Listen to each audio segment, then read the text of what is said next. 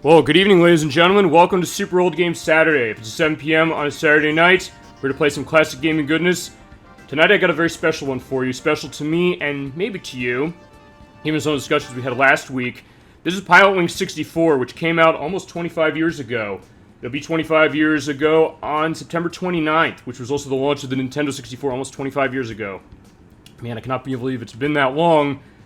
This was the other game that was at the launch with Super Mario 64, but people tend to not remember this game, so I'm giving it a play. In fact, we're playing again. I played this game last year to stream, but I don't have the recording. And there's Ibis. We'll get into the characters there, and we'll see how this is. It definitely looks weird as far as some of the 3D stuff with the polygons, but I love this game, and you're going to see why. We're going to go through every aspect of this game, going through every bit of my memories of what is the second Pilotwings game after the one on the Super Nintendo. And there was a third one. There was Pilotwings Resort on 3DS that came out in 2011. The Super Nintendo version was 1991, and this was 1996. This was not developed by Nintendo, though. This was developed by Paradigm Entertainment, a now defunct company, unfortunately. They started in the 90s making simulations of military stuff for companies like Boeing and Lockheed Martin, and this was the first game they made. They would go on to make other games, including Beetle Adventure Racing on N64, the game based on Duck Dodgers in the 24th and a half century on the same system, as well as stuff like the Spy Hunter remake, Terminator 3 Redemption, and their last game, which was Stunt Ignition. Hi, Electverse, welcome to the show tonight for Pilotwings 64. Hope you're doing well. It's good to see you. Great first game. Yes, it is a great first game, Dolly Finn. Welcome to you as well. Good to see all of you tonight. Hope you're all doing well, and hope you're ready to see Pilotwings 64. As I mentioned, we streamed this last year, but this is when I was just doing this, on top of everything, or basically doing it very simplistically. It didn't sound great. I don't have the recording. In fact, it was the last stream I did before I started having recordings, by the way. With the better sound equipment and everything, I think we're in good shape to have this for the record, and to go over everything with this game, any memories you might have with it, or other games in the franchise, as I've mentioned. But let's get started. I'll go into characters and all that, and all the modes. Also, this is the file I ran when we streamed this last year. It was, I think, late September we did it last year, because that was the 24th anniversary, but this is the 25th, so it's going to work. So, there's only two files in the cartridge. We're erasing this one. Yeah, are you sure? Yeah, there you go. So, there we go. So, we're going to start fresh. If we run into cases where I can't unlock everything, we're going to this file, which is basically everything completed, but without perfects. But, alright.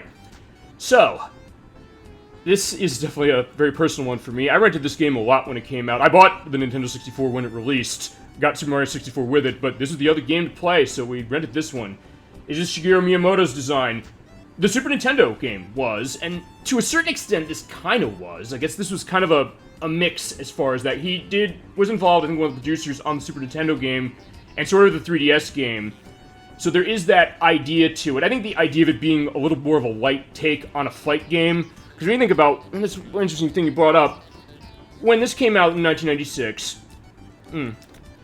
there are a lot of fight games that were around, a lot of hardcore stuff. We brought this up when we talked about Star Fox 64 as well, stuff like Flight Simulator of Microsoft's, other things that had this high barrier to entry.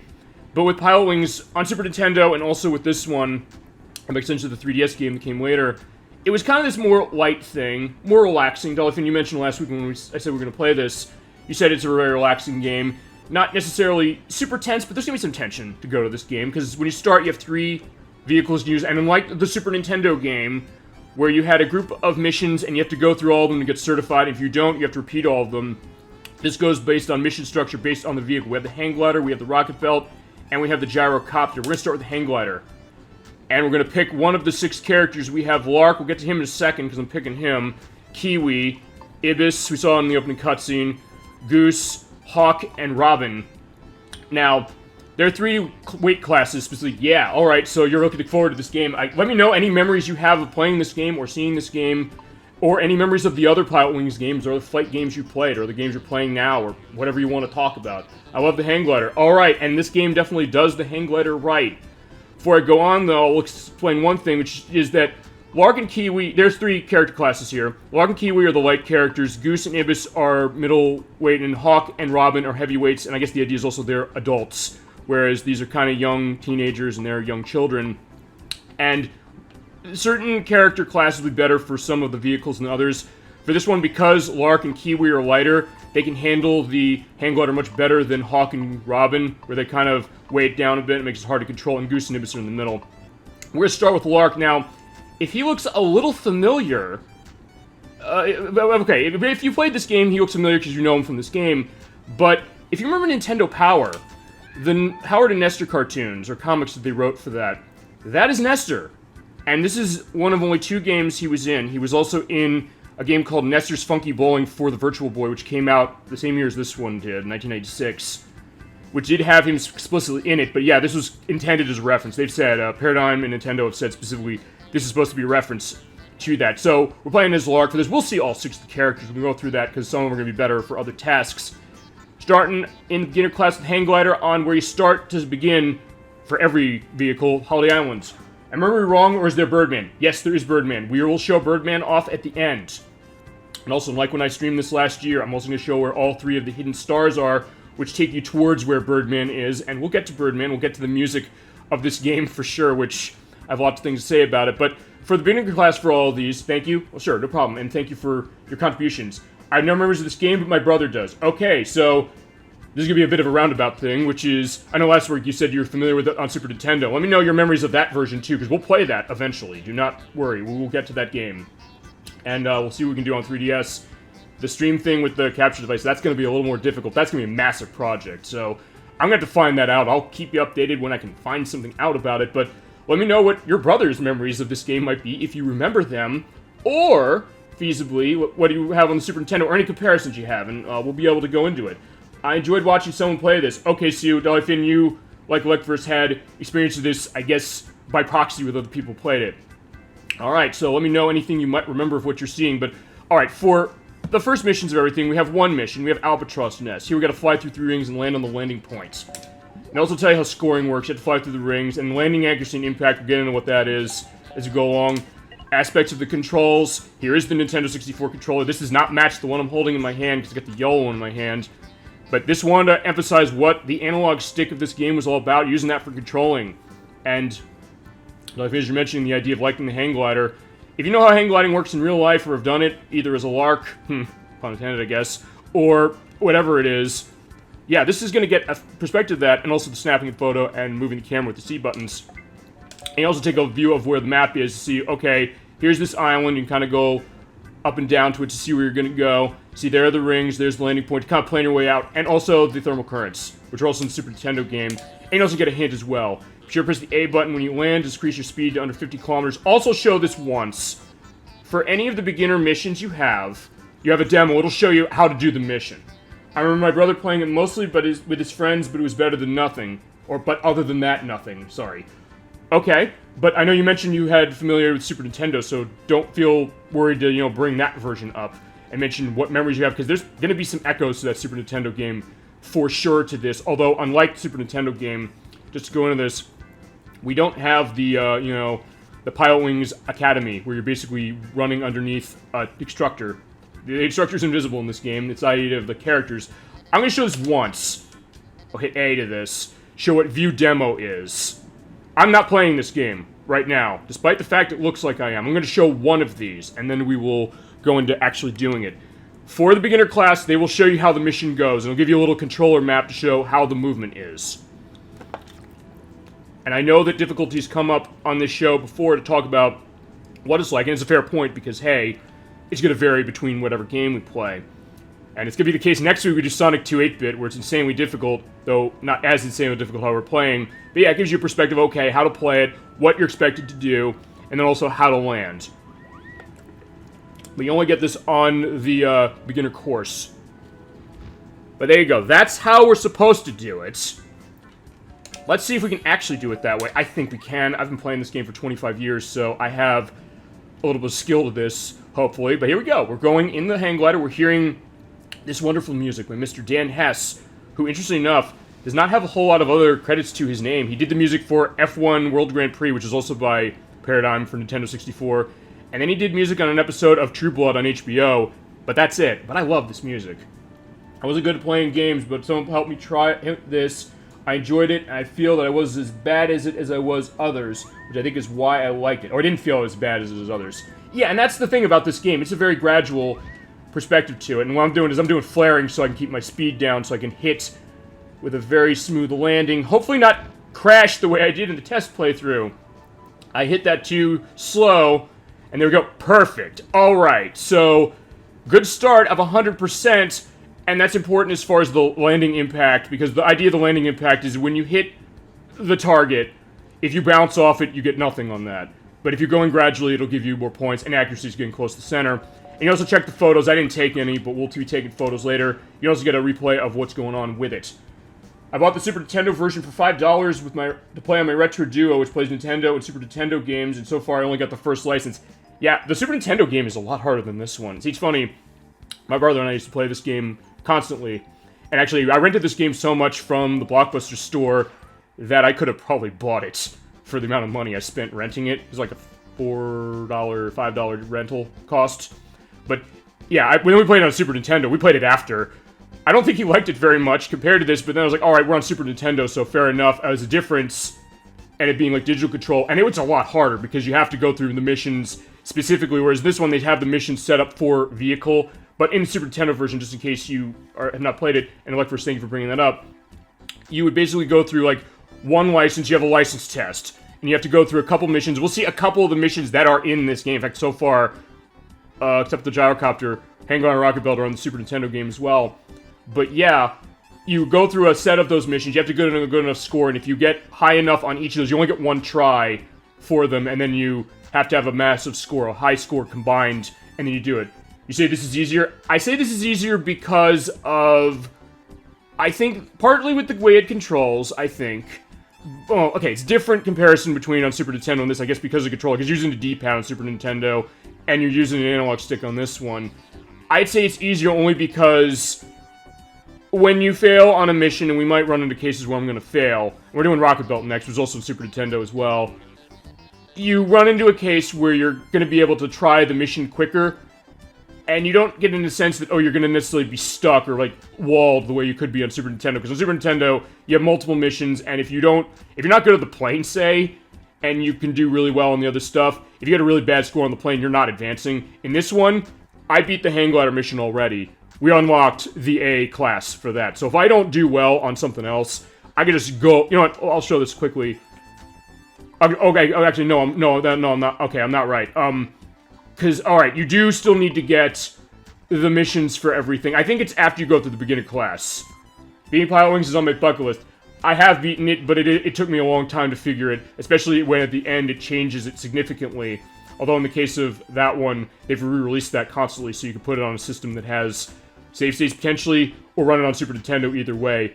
This one has not been re-released at all, which might be the paradigm thing. But, alright, what I was going to say is that usually, I think after you get to Class A, if I were to complete all the missions for the hang glider in that, I'd go to Class B and go to Pilot Class. So feasibly, if I'm not good at one of the other missions, I could bypass them for the period of that, and we'd be okay. So in that way, it's easier, but it's going to be a different case, I would say, because I guess it's the idea of the difference between 2D and 3D to some degree. But, yeah, they're both great games. Get into that way. Alright, for the Rocket Belt, to go to this quickly, the character class thing for this is that Lark and Kiwi are lighter, so they won't be pushed around by their weight as much when you're going through Rocket Belt. Let's see this in a second. But they're affected by the wind more, so that's going to be a concern. Goose and Ibis are not affected by the wind, but they're pushed around because they're heavier. You know, let's pull out Ibis. Alright, indeed. So yeah, the game is doing my job for me, to a certain extent. Alright, this is Balloon Crash. We have to fly and float on the balloon that's on the castle and then go hit the landing point and receive time points. You get used to seeing this down here, time points. They'll be deducted after 45 seconds. Basically, you have a task usually for time point missions. In this case, balloon. Go hit the balloon, get back to the landing point, and land within 45 seconds. If I don't land in 45 seconds, those time points will go down. So that's kind of where we're going with that. The controls are right here. Again, analog stick for movement. You have strong and weak jet, the strong on A, the weak one on the B button, and there's a reason to use the weak one as well. Hovering, which you can kind of use as the air brake, that's on the Z button. And that'll suck up gas crazily, though. And get a hint. We're not going to do the demo, we saw that before, but go straight up when taking off for easier flying. When indeed, you use the Z button to stabilize yourself, and use the R button for camera control to make it easier to land. We'll see that later. And there's the map. Alright, so there's the balloon. There's the landing point. Let's go. And hear this wonderful music again. I love it. I'll tell you, I want to go into this at least. With the music, it's very relaxed and quirky, but it's also the kind of thing it reminds me of, and I don't know if for chat who's maybe they've seen people play this or know of it. I always associate this. It sounds like something I'd hear on like TV commercials from the 1980s, but I kind of love it. Just like the synth stuff, kind of the weird thing, and you kind of got that on the Super Nintendo game, particularly with the rocket belt music in that, with the wah wah wah wah, which is not in this, but still gets some nice elements of that. But there we go. We landed 96. Okay, I got docked a little for the landing impact. And that's always was the tough thing for me to figure out. How's the landing impact work? And the accuracy is off by a little bit. But still, I got gold. By the way, 70 points is bronze, 80 is silver, and 90 or higher is gold. But usually the way the landing impact works is if you hit into the target too much and bounce, you get docked for that, and you have to hit it closer to the center. But yeah, in that case, I went down too fast, because it can also dock you that way. But we're good enough. I'm fine doing 96 for the purpose of this.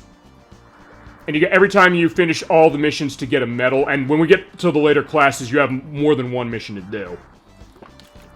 You get this victory and saying, like, there you go, so the beginner class, you got gold. And we will see the other extra games. Dollyfin mentioned Birdman, there's 3 other ones, including one that'll be familiar, like first to you, as a Super Nintendo player, which is actually kind of one of the front and center ones on Super Nintendo. By the way, if you want a cheap Switch Pro controller, check out King Gear. I ordered one off of them, and it works great. Yeah, I mean, I'll go into that story, I guess, with the Switch.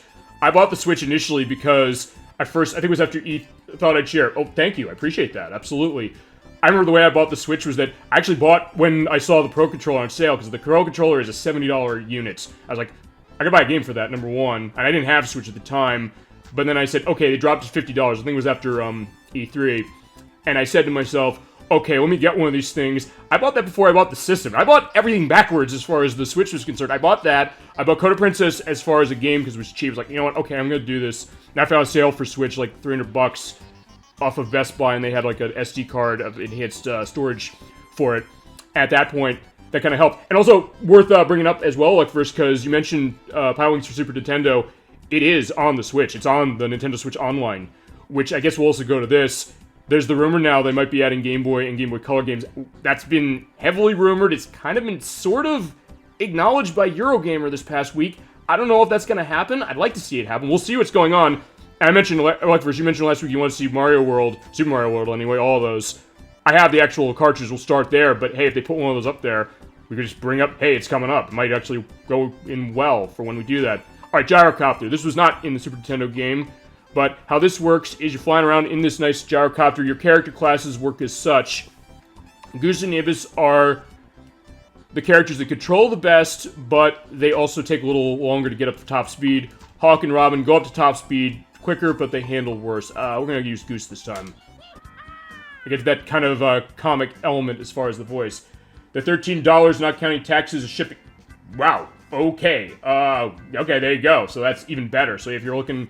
Okay, if you're in the market for a Switch Pro controller, and I get the sense people tend to be, actually I know some of my coworkers are like, hey, they think there's a drifting. Yeah, $13 on Amazon for that. King Gear, there you go, there's your option.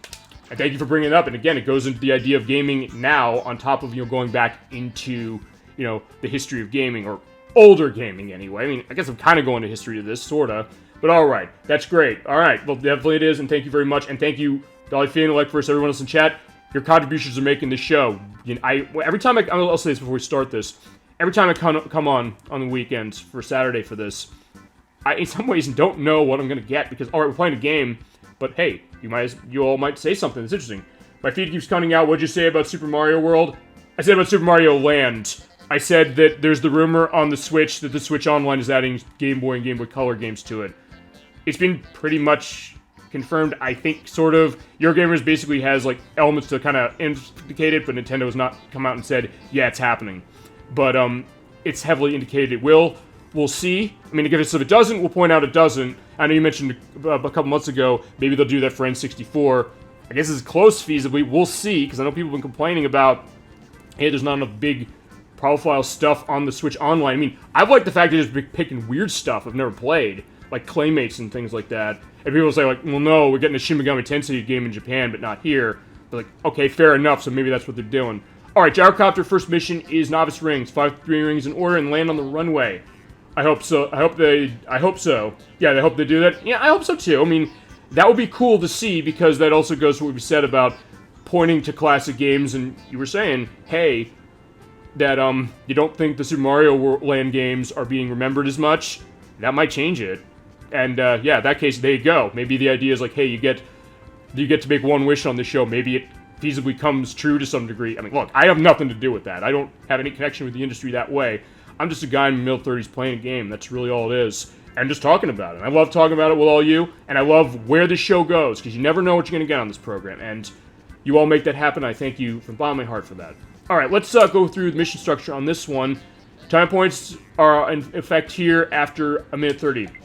Controls for the gyrocopter is such. Controlling the analog stick. Firing missiles! Yeah, this is where things are going to get really fun. And then the throttle and the camera control. And hint is, fly through the rings, circle around, approach the runway, and use the B button to decrease your speed to land safely. Okay, let's do it. It's just take the skies as goose, or ibis also works the same way. When you get to 50 kilometers, that's when you take off. It's 47 when you're playing as Robin and Hawk, and we'll get to that point when we play with them. Alright, these are a little different than some of the other rings we saw, the ones we saw doing the hang glider. The blue and white ones, you have to go through them in order. And if you miss one, you're gonna have to go around and get the other one. Yeah, this is the first game on the N64 where we had flying through rings, and of course the joke is, yeah, if you want to fly through rings on any game on the system, it's either Star Fox 64, which we played, and that was a wonderful time we had playing that game, or it's this one. Yeah, like, I guess they were copying that for Superman, but hey, if it had controls like this, and to a certain extent tech like this, even though this game does not look as great anymore as it used to, but it still has a great atmosphere to it that it still creates. It has nice details and nice things in the music, which we'll get to as we play along. Let's come in for a nice landing. Try and get in the middle. I don't know if I'm going to hit it nice, but there we go. You kind of just want to feather the control stick for the purpose of that. But the controls are good enough you can do that. Just hold B until you get landing accomplished. There you go. His hands up in victory. And, okay, that was not as great. That was 83. Wait, 8... Oh, because the accuracy was off. Alright, so I was way off on accuracy. But that's fine. As long as you get a silver on everything, you'll get to the next set of missions. And I want to do that, or if I don't do this, because actually when I streamed this last year, I didn't. I have a completed file, we'll go into that later. But alright, so we got 83%. That got me a silver, so at least we showed a perfect, we showed a gold, and we showed a silver. I kind of want to show a bronze only because I don't want to, you know, miss some of the unlocks for this, because that's where these things work. Alright, we got at least silver better on all three of those, you unlock the A-class. And from here, we also have Birdman. Yeah, if you get silver better, you get Birdman. You unlock it for Holiday Island. And you unlock the later levels for that in the extra games we'll get a little later. And from here, we can do A-class. I can just keep going hang glider all the way down to the pilot class, I believe. So let's at least start with the hang glider, go back to the hang glider. But for variety's sake, instead of Lark or Nestor, let's take Kiwi out. She plays the same way as Lark or Nestor. I keep wanting to say Nestor, but it is Nestor. They've said it. Alright, so in this case I need 140 points for the bronze badge because I'm running two missions. Use the C left and C right buttons to switch between what they are. Got Shutterbug, where I have to take a picture of the flame coming from the oil plant smokestack, or the chicken dive, which is going to be an interesting case. Try and make that one. Throwing through a bunch of rings and landing on the landing point. Let's do the Shutterbug first. Take pictures, and also give you a sample photo of what you're looking for, so at least you have an idea. This is the flame. We're on Everfrost Island, by the way, just to give you a sense, and we'll see the other levels as well as we go along. I'll see how the scoring is. The photo with the best score will be counted as the best shot. You hit the Z button, by the way, to use your photos, and when you do that, it'll take your best shot off them. You have 6 pictures on your person to be able to take. So yeah, not as much as the 60 the Pokemon Snap did, and yeah, we did play Pokemon Snap on the, actually back in February. I had a great time playing that. Alright, photo points are determined based on how large the center of the object is, and then also the chicken dive. This test is a gut check. Yeah, it's a gut check and a control check. Alright, let's do Shutterbug first. And again, hear this wonderful music. And see the great atmosphere of the icy glaciers and snowy area around. And use the C buttons to look around. And then hit the thermal current, which is going to come into play a little more later. But for now, you hit those and it gets your height up. And that's how you're getting your height when you're doing the hang glider. And the smaller they are, the more air you get. Alright, and you also hit the R button to go into first person. When you're getting in the photos, you tend to want to be in this because that gives you a better sense of how close you are. Now, we're going to go as close to this fire as we can. If you see photo okay, you got it. So, keep taking photos. There we go. Yeah, also you can fly through it and get burned, and don't worry, she's gonna live. Yeah, it sounds sadistic to do that to a young girl like that, but she'll be fine, do not worry. It was all worth it getting the photo of the oil stack and making the landing. But yeah, that is one thing you can do. When there is fire, you can just go through it. You don't die. You will die if you crash. If you crash, by the way, that's a failure of the mission, and then any of the points you get will be taken right there. You might lose them if you don't win. Nice. Yeah, or not nice in terms of what I'm doing, but it is a nice attention to detail, if nothing else.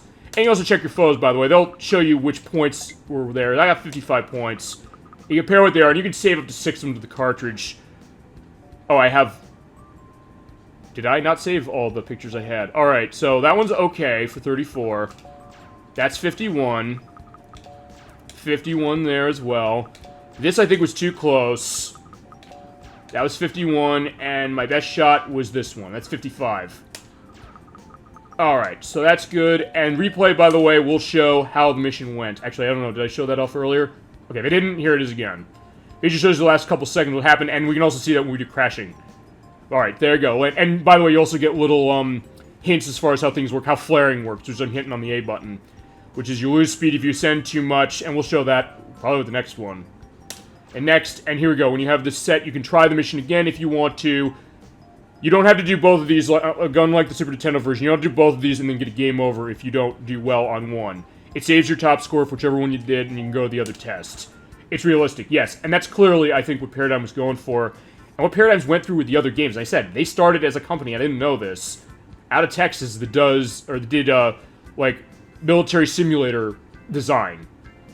And they were actually worked, as I mentioned, with, Boeing and the Department of Defense, actually, at the time, for what they're doing. Almost like how, Pandemic Studios, who's also a company that's not around, who started with, like, military simulators. They made a game, Full Spectrum Warrior, which is literally a marketable version of what they'd made. But yeah, that's clear where they're going. I think Nintendo saw that and said, hey, we want this perspective of realism on the N64 to start at the launch. Because the idea is, Nintendo 64, 64-bit system of theirs, change the system, show what it can do.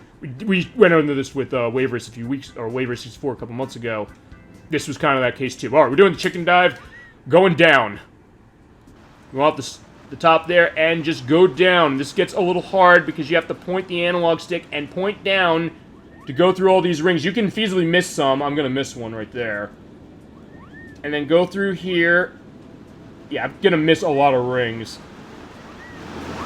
And here you got to pull up at the last minute. And I have constantly hit the bottom there. Or hit the side of the mountain. And we'll show crashing at some point, feasibly.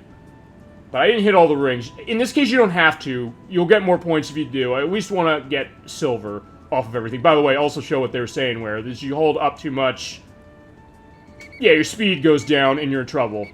And you get stunned a little. But it's fine. I kind of want to be at a low speed. A little bit. And you mentioned, Dolphin, the idea of the realism of this game. You're right, because I remember I went on a vacation to North Carolina, actually, a year after the game came out, and they had this set up at Kitty Hawk Kites. If you ever go down to like the Outer Banks, okay, I landed. You go down there, they usually will have that, or they'll emphasize the idea of like hang gliding and things like that. You go there, they had this game set up, hooked up to like I don't know if I could find a picture what this is like. I'll look online. I'll see if I can't put something on the video right here for this when it goes on the YouTube site. They had it set up so it's like an actual hang glider hung onto something where you can kind of move it realistically, and they tied it to the analog stick of this game for the purpose of making it realistic. Actually, I remember my family and I, we did do, like, the training hang gliding. It was like, yeah, it felt exactly like this, or this game felt exactly like that. So, yeah, as I mentioned, they clearly did their homework on what they were doing, and given the background of this company, it makes a lot of sense. And that's the case with the other games of theirs, and I want to go through other games of Paradigms, for sure, because they're a company that I miss dearly. They, unfortunately, went under in 2008. They were purchased by Atari initially, and then by THQ, and they made Stomach Ignition, which is a great game on the 360 and the PS2, PS3, but PS2. But yeah, at that point, they unfortunately went under after that. That was 2007. It was a shame, but the idea is that this is a company that made a lot of great games, and you could definitely get that passion into everything they put in. And this was the start of that. So in this case, it's fitting we're playing Pilotwings 64 as the first game of theirs, just to go into that. Some of the other ones, as I mentioned, there was also... They did Mission Impossible Operation Surma, which was on the Xbox and the PS2. Played a lot of Splinter Cell. I always wanted to play that. Yeah, and you unlock the Class B. We go to that a bit later, but I think we're just going to go through each of these classes as they are. But yeah, they made a lot of great games and a lot of interesting things you wouldn't expect. I wouldn't expect the Duck Dodgers game out of them, which is terrific. But it's also one that's really expensive, so I'll have to dig that out. And Beetle Adventure Racing, which is one of the best racing games on this system. It's on N64 as well. And the Spy Hunter remake, I especially like that. On the PS2, not the ports to the other consoles. We haven't shown Hawk, and you know what? It doesn't matter. Let's pull out Robin. Oh, yeah. Yeah, you have the kind of... Oh yeah, the sexy voice there, but it's like, there you go. She's one of the more adult characters in this, and heavier weight. For the Rocket Belt, it doesn't necessarily make that much of a difference. The idea is, like, if you have characters in two classes, one that's got, you know, positives in one way and negatives in another one, the other characters that you don't mention usually are ones that are average. So, Robin and Hawk are average, so we're running with them. Alright, so we got two options to play. We got the Metropolis Dance, and we got Touch and Go. We'll do Touch and Go a little later. We'll start the Metropolis Dance. 5 through 9 rings and land on the landing point. We have a minute and a half. And hint is, use map to plant out a deficient route and don't crash into stuff. By the way, we'll get into that, because this is a little states, by the way, when it loads. Oh, there we go. Yeah, we're in, I think this is outside of Los Angeles, or it's supposed to be Los Angeles. The idea is Little States is like a collection of, yeah, there's Hollywood, in fact, it's right there. It's a collection of, like, American landmarks kind of put together, and you kind of go around it. And actually, one of the interesting things about this game is that on this world in particular, there's a gas station you can go to, and I'll show that in the next mission. And if you go to that, you can get a full recovery as far as your gas, so you can be able to pretty much explore everywhere. I mean, the idea is that, and they even encourage this in the game, explicitly stating, sometimes if you've already completed the task, say, no, I don't want to do the task, just go into a mission, play it, and just fly around, see what you find. Sometimes you'll find stuff, and we're going to see stuff for sure with this. Also, I'm hitting R just so I put the camera above me that way. Also, avoid hitting into the buildings, because if I hit the buildings, you get... If I hit too hard, I crash, but if you don't hit super hard, you get 2 points deducted. So I just want to avoid that. I think the gyrocopter and the rocket build are the only vehicles in this game, well, except for one later, that one of the bonus ones, where you have a point deduction when you hit stuff. Alright, and I think I got all of them, so at that point, let's go hit the landing point, because I have only 10 seconds to get there. I can also change the camera upwards or downwards that way, so I can kind of make the landing a little easier. Alright, come on, come on, come on, come on, come on, come on, come on. There we go. Alright, I'm a little off, but we'll see how this took. Okay, I guess I'm not off. Perfect. That's also why I like it. The idea that it has this explorative element. I would agree with that. And the idea that, as I mentioned, for the time, there was nothing else that was doing this as far as its realism and the idea of it. And you can also make mistakes. That's the other thing, and you're right. So if I had gotten deducted, by the way, even if I landed at 100% as I did, I would then have 2 points knocked off. So it is pretty forgiving, and as I mentioned, if I were to fail this, you know what? Let's fail it. Let's have a little bit of a laugh. Let's crash into the building here, I guess. Or, you know what? Let's, okay, yeah, there you go. I'll show that. You get a deduction of points if you hit that. Let's, yeah, I'll hit it on the side here. Okay, no, I'm not going fast enough. You have to go fast in order to crash. Yeah, and they scream, and then they fall in the water. Or in this case, they fall in the water.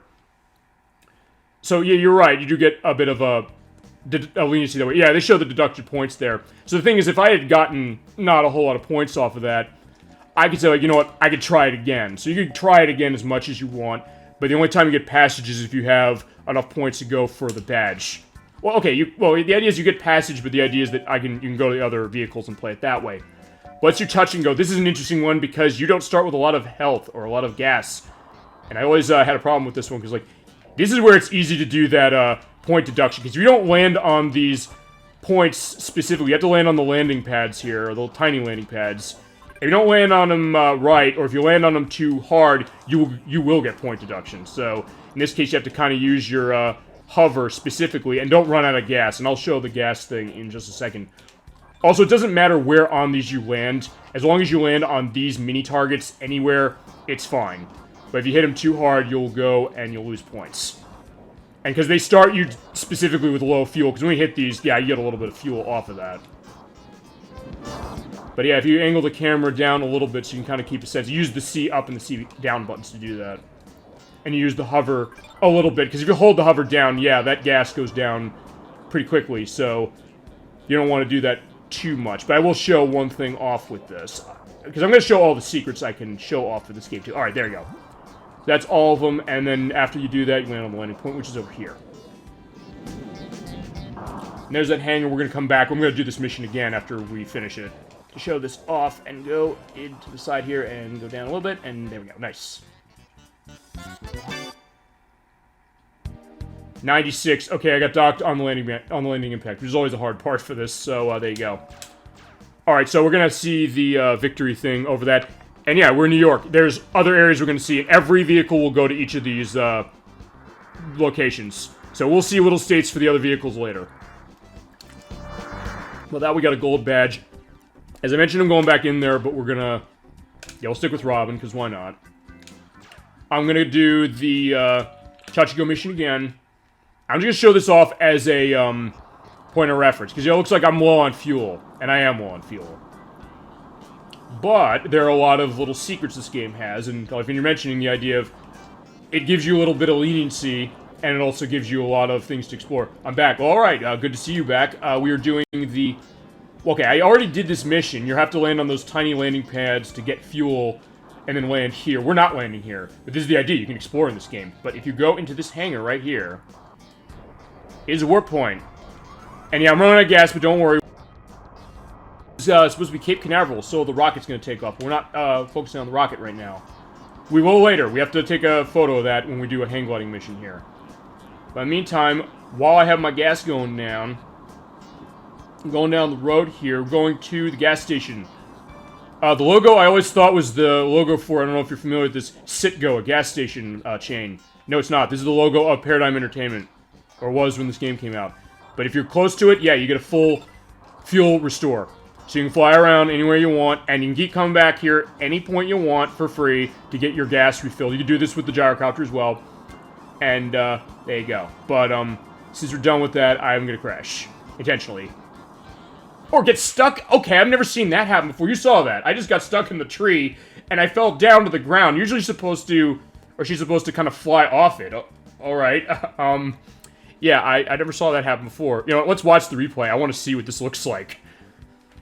Yeah, there's some weird stuff in this game, for sure, but I want to see how this took.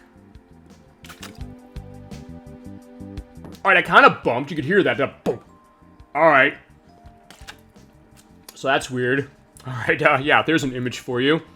I'll probably make that... Well, if it's not the title screen, I'll at least I might make this thumbnail of this game. But alright, so we have 196. We're good this way. Let's do the gyrocopter missions. And if we get something better than a silver on this. Alright, pulling Hawk out.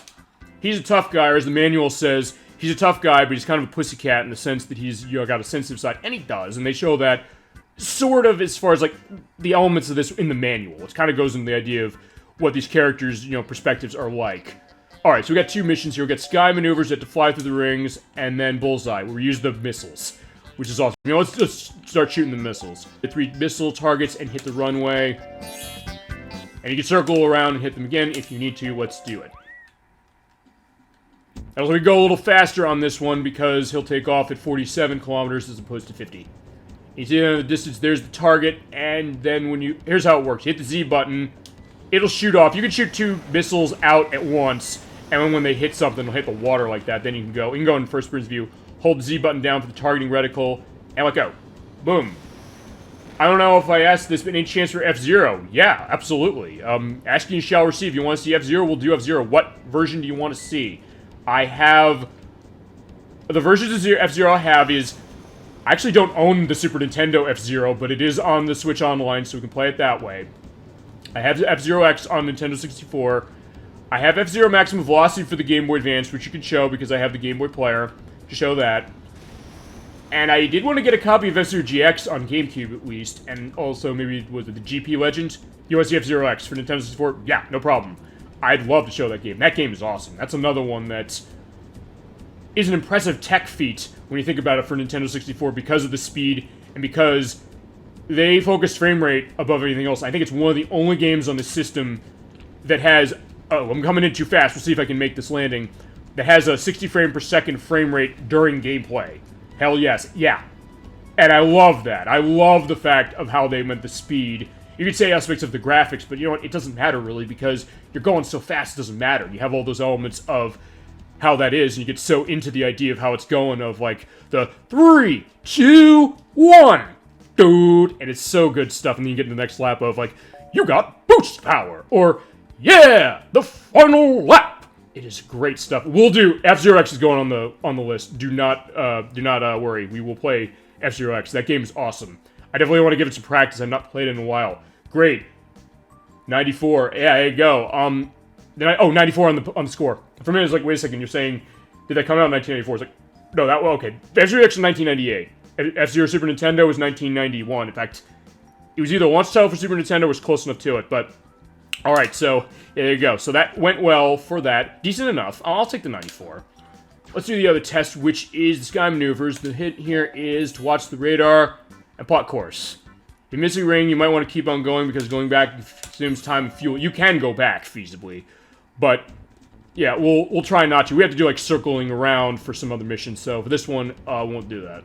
But just keep your eye on the radar. By the way, the radar up there, it'll show a few things. It'll show where the wind is blowing, if there is wind on the course. The red there is the runway, or the landing point in other missions.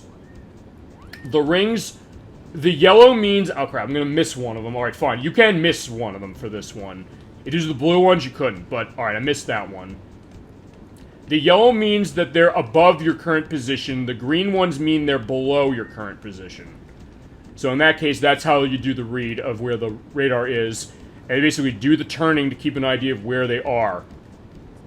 And one other thing we're going to get into on this mission, because it goes long enough, is an element of the music, and I'll mention that when we get there. Basically, what you want to do is just pretty much to decelerate.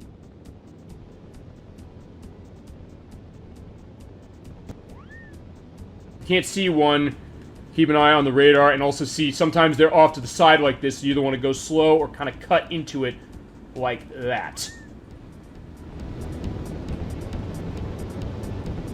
Hey, here's a piece of music.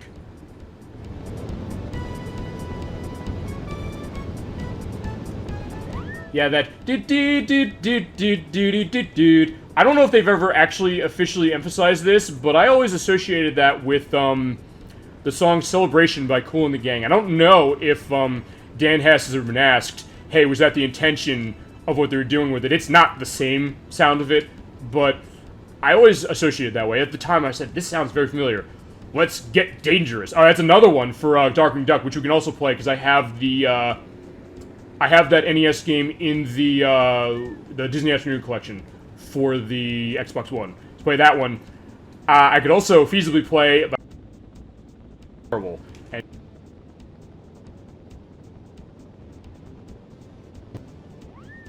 seems like... Okay, it seems like we list the feed. What do you mean?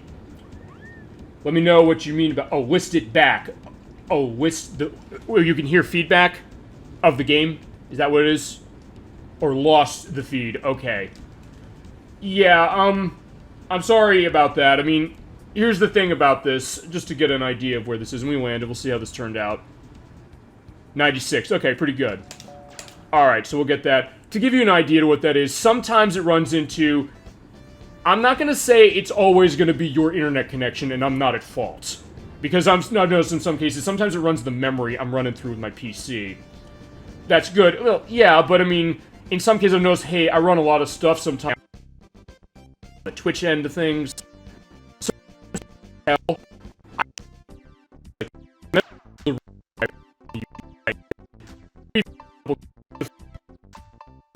or Sonic Adventure, we ran into the case where it was cutting out badly, and it might have been memory on my case, but sometimes Twitch acts up. It sometimes depends on how that is. it was my Chromebook at first that had issues with it. I don't know. It might be a hardware thing on your end. It might be one on my end. It might be some elements of the servers. I have background as far as that. As far as, having ideas as far as how, like, the tech stuff things work. But I don't necessarily know how much of it is the stream going or not. So, I mean, thank you for bringing that up. The way I handle this usually is that I'll have my internet is sketchy. Okay, that might be it. Honestly, my internet is... Okay, now I'm now on my Fire Stick. Okay, so maybe then it might be a case where how it works. And I've sometimes toyed with this. Sometimes I thought, why don't I... Because I'm running this... I'll say this. I'm doing what you're usually not supposed to do. And we also know about Cannonball. We'll see that a little later. I usually do what you're not supposed to do when it comes to something like this, which is run everything as far as Wi-Fi. But my setup has it so that my Wi-Fi or my router is farther away. So I need that to run a Ethernet cable across and see if that makes it better or if it has an effect on this. I don't know if it does. I could try it for sure. Or enhance my internet stuff, because I have Fios where I am. But the thing is that also I have an outdated setup for it, so I can get higher speeds. That might fix it? I don't know, but for the meantime, at the very least, if you run into cases like that, I mean, that's also why I have the YouTube site, because I mentioned, people said to me, hey, I want to see your show, I can't be here at the time, but sometimes it might be a tech reason, to some degrees, like, hey, you said, Electriverse, multiple times, that, hey, you run into cases where it seems like it's going in and out, Dollyfin, you're saying you're seeing the same thing. Yeah, I mean, I guess that kind of happens, so, I mean, there's not much to that. Or, there's some things I could do, but I'll play around with some stuff. I may as well. I mean, if I do this as regularly as I do, I may as well get a better set of this. I mean, I've already put enough, effort and time and money into making this a decent show for it. It seems like you guys are liking it, guys and gals, so... Yeah, in that case, I'll look at that, see what we can do. Files is good? Yeah, it is. It's been good for me. So, I mean, in that case, it's been good. It sometimes be availability, but that also goes in some other aspects. Alright, so Cane Glider for Class B. We are in... we're Class B, we're at Crescent Island again. This was the only option. Is that what you're saying? Or the only time you saw it. Okay, so maybe it's just happening every so often, because I've noticed some cases my stream, I'll do this, it'll go in and out sometimes, so I can't completely tell what it's doing, but I'll at least explain it to you, and I'll give perspective to it. Like, I'm going to be able to accommodate as much as it. Only one time they went out. Okay, so in that case, at least there's that. When you start to the B missions, by the way, you get 3 missions to go through. You have Seagull Wing, Velocity Square, and Shutterbug 2. Seagull Wing is one of the hardest because you have to land on the landing point on 3 minutes, on the dot, as close as you can, and depending on how close you land, you'll have more points going that way. Use thermal currents located near the landing point. Don't be too much in a hurry to land before that. Velocity Square, where we need to get to a high altitude with the thermal current and then land on the mountain. And we're 2.5 minutes for that. And keep your speed constant and turn into the thermal currents to reach it. And then Shutterbug, we take pictures of things. We have the photos of the fountain in front of the hotel and the whale and the swimming in the Gulf. And same deal as far as how they do it. Although when you're taking pictures of more than 2 things, they split the photo points. So the whale is worth 30. This is what it looks like. And the fountain is this. And as the hint is going to state, the fountain is in front of the landing point. Actually, no, they don't mention that. The whale's always moving, the fountain's surrounded by palm trees, and you only have 6 shots, keep that in mind. Let's get the harder one out of the way. Let's do Seagull Wing. This is only harder because you have to land very specifically, and you have to land when it hits 3 minutes. It'll say, please land when we hit 3 minutes. So you have to go to where it is.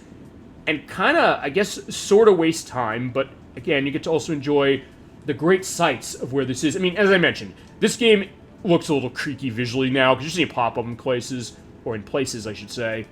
But you're seeing some of the fog elements. But for 1996, again, to go to that, this was kind of state-of-the-art, I guess, as far as the perspective of it, and the idea of they want to make this atmosphere feel, and it feels atmosphere. You hear, like, the sound of the wind going, the or even the idea of, like, how the thermal currents work. And when you hit those, you kind of go up.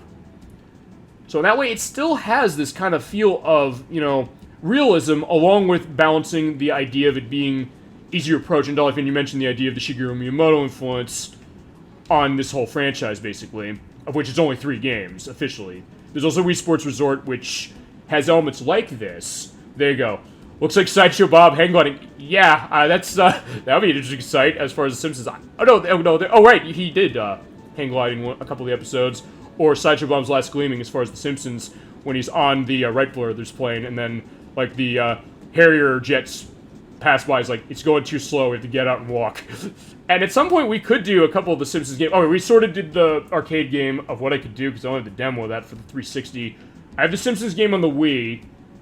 There's other ones I could feasibly look to. I think that Simpsons game on the Wii is probably going to be the best option we've got, to be completely honest. But, oh, sort of. There's some other ones. But at that point, that could be a perspective to it as well. But yeah, you're right, like the color of that. And that's another interesting to kind of emphasize, the idea of like, hey, you're looking at something, you're seeing, maybe this looks like something specifically. Although, if I guess we're going to go on the Sideshow Bob thing, I just keep thinking about the idea of, oh, we'll see this with the boats later, the idea of, hey, that one episode, Cape Fear, I believe they called it, which is after the Scorsese movie. Scorsese movie is a remake of an original movie called Cape Fear. Then the idea that Bart's perspective of getting him to, you know, delay time before he kills him is to have it so he does the entirety of the HMS Pinafore, and it's hilarious. And that whole series is on Disney Plus, by the way, so you have Disney Plus, that's a good place to see it. With the exception of the Stark Raving Dad episode, because they pulled that because they don't want the association of Michael Jackson on that. But I have the DVD of Season 3, which has it. But that's neither here nor there. That'll be if we do, or when we do, if I get a copy of this. Michael Jackson's Moonwalker for the Sega Genesis. I gotta make the turn, because we're getting close to 3 minutes. That's kind of the thing with this mission. You're pretty much just biding your time until it tells you to land. I'm trying to get my speed up so I can get over there as close to 3 minutes as I can, because this is a 70-point thing to that. Let's see if we land. Because they start going down as soon as it's 3, so I'm going to lose points just by... Oh! Slow down, slow down, slow down! This is going to be bad, this is going to be bad. Alright, I'm going to be off a little, so let's see how this turned out. The rakes, yeah, you're right, of Sideshow Bob the rakes going... Which was that same episode. Alright, so yeah, I did not do so hot on this. Landing impact was kind of bad, and the accuracy was off. 75, it's fine for now. But that's the other benefit, which is that, okay, I did okay on this, I guess, but I didn't do so great. But I can make that up with the other ones. I could still at least get a silver, so as long as I do that, we'll be good. You know, let's take pictures of the items. Alright, so... The whale is down here, and you can see that they're on the radar, by the way. So the whale is that green dot down there. And he comes out, and in this case, you have the 6 shots, so you want to use 3 of them on each of these things. So, there's the whale. And we'll see another creature of sea life in place. And they don't... Here's the other thing. We played Pokemon Snap a couple months ago. Or actually, more than a couple. That was like... Christ, that was back in February. Dang, I cannot believe it's been that long. But in that case, they didn't like it when you get... the pictures taken from behind. You take the pictures of the Pokemon from behind. This game doesn't care. This game just cares about size and centering. So, yeah, the invisible instructors of this one don't have a problem with the photo element this way, as long as you get it centered and you have it. Although, imagine if it had the anime-inspired, you know, pilots or instructors from the Super Nintendo game, and I'll probably put a picture of them up in the YouTube site, video version of this when it goes up, just for the perspective of it. Although, like, I know you played it on Super Nintendo, so you know what it looks like. Especially when they do really well and they get really excited about, oh wow, we didn't expect you to do it. Okay, you could feasibly land right now, or try to land. What I'm going to do, though, is, since it's in front of the landing point, I'm just going to go over here. There is a thermal current, because that's really what you want to do. When you're going low, you want to make sure you find one of these things, and then hit it so you can get your altitude up and not hit the water. Because if I hit the water, I instantly... Well, the mission ends, and I'll only get the points I got, which will be for the pictures. And you can, again, you can flare in the air, you can do whenever you want. But in that case, you also use that to kind of make tighter turns and to get yourself ready for the landing. And you just say, as long as you're going at 50 about, if you hit that A button, you'll be okay running across. I think this is going to be a much smoother case than before. Wait till we hit the white, and there we go, got it. Oh, let's see how this took. And see how the photos came out. 94, much better. Alright, so that one's okay for actually, wait. Their most is 30. Okay, I'm surprised that's the best shot. Alright. Actually, no, technically it's a tie. is that one. As that one, although the tail's missing, so I'm kind of surprised that they gave me 30 on this one. The point is we're all set. The fountain, on the other hand, that's a little different. Usually the way I used to play this when I was growing up is I just go towards the landing point and take the picture, but I realized, hey, you don't usually get it big enough. Alright, 24. I was a little off as far as that, but that'll be fine. Alright, I got 41 points to go for bronze, and yeah, because it's 210 for bronze with 3 missions, 240 for silver, and 270 or higher for gold. So, I just need to get... Yeah, if I get a silver on this one, or like 80 something. Not on that one. Actually, the other thing is I could play this again. I could play Seagull Wing again and try and get a higher score. Because we'll just take whatever your top score is and we'll be all set. But we're going to do the other one. This is the Velocity Square. And this one, they said you have to get the thermal currents up, or get your altitude up to 400 meters above sea level, and then land on the landing point, which is up on the mountain. And one other thing to keep in mind, and this will come up with another mission we're going to do later, when you hit the thermal currents, they're the circles on the radar. They differ in size, and the ones that are bigger will not give you as much height as the ones that are smaller. And also you gotta keep perspective. Alright, I would say C down, or up. Hit C down to look upwards. You want to get a sense of where the currents are, and sometimes you have to kind of pull in, or pull up to get to the currents, and we're going to see that with one of the last missions we're going to do with the hang glider. But pretty much, in this case, just use them as steps, pretty much. You're just going up a little bit, and then pay attention where the next one is, and also see where they are in connection to where your current height is. And the Super Nintendo game had the thermal currents as well, for sure, just to go to that. It's a bit different, as I mentioned here, because they're kind of in circles in this one. Actually, they had some mission... Actually, there was a mission a lot like this in the Super Nintendo version. We actually have to get to 400 and then land. And that's another one that had terrific music as far as it, so... Yeah, we could definitely show off that Super Nintendo game at some point, because that is a good game. It's a hard game, as I mentioned, but it's also a fun one. This is why I love this game. It's silly but relaxing, or... Is that correct? Alright, I got the altitude set. It's skillful, but it's also relaxing. So yeah, you're right. And I agree with that. The idea that it does have that, like saying, especially the music, the it's lovely. It's absolutely beautiful as far as that, but it does put you in this great mood. It's like, yeah, I'm up here on my own, but it feels really nice. Alright, let's slow down a little so I can make that landing. Okay, I was a little too early. 90. Okay, awesome. And that's enough for silver, so we're good that way. And the pacing as well. Yeah. And that is absolutely what this game does. I think this game does a great job of how it paces itself, and also how it has variety in terms of its pacing itself, and also with the types of missions you're on. Because, yeah, you're up here all alone on the hang glider, but it feels like, yeah, I'm up there. It feels really nice, and it's awesome stuff. Alright, there is the pilot class. Actually, we're getting this a bit faster than I thought we would. We will do the extra games, and we'll do the Birdman stuff a little bit, but we're going to go through all this stuff first. And we'll also show off the hidden stars for everything. Okay, let's pull out, who have we not pulled out yet?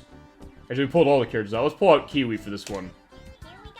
Yeah, I guess we're going to Everfrost Island with Kiwi, although I will probably change character, because I can go back and change character. You hit the B button on this screen. I can go back and change character. I'll come back and pick someone else for one of the missions. Yeah, we're at Everfrost Island with Rocket Belt, and we have 3 missions. We have Balloon Bonanza, crash in every balloon and land on the landing point. More rings, fly through every ring and land on the landing point, and that's where time rings come into play, so we'll get into that in a second. And Ironhead. I'm going to change her out for a couple of these, but Balloon Bonanza, we're going to start with this one.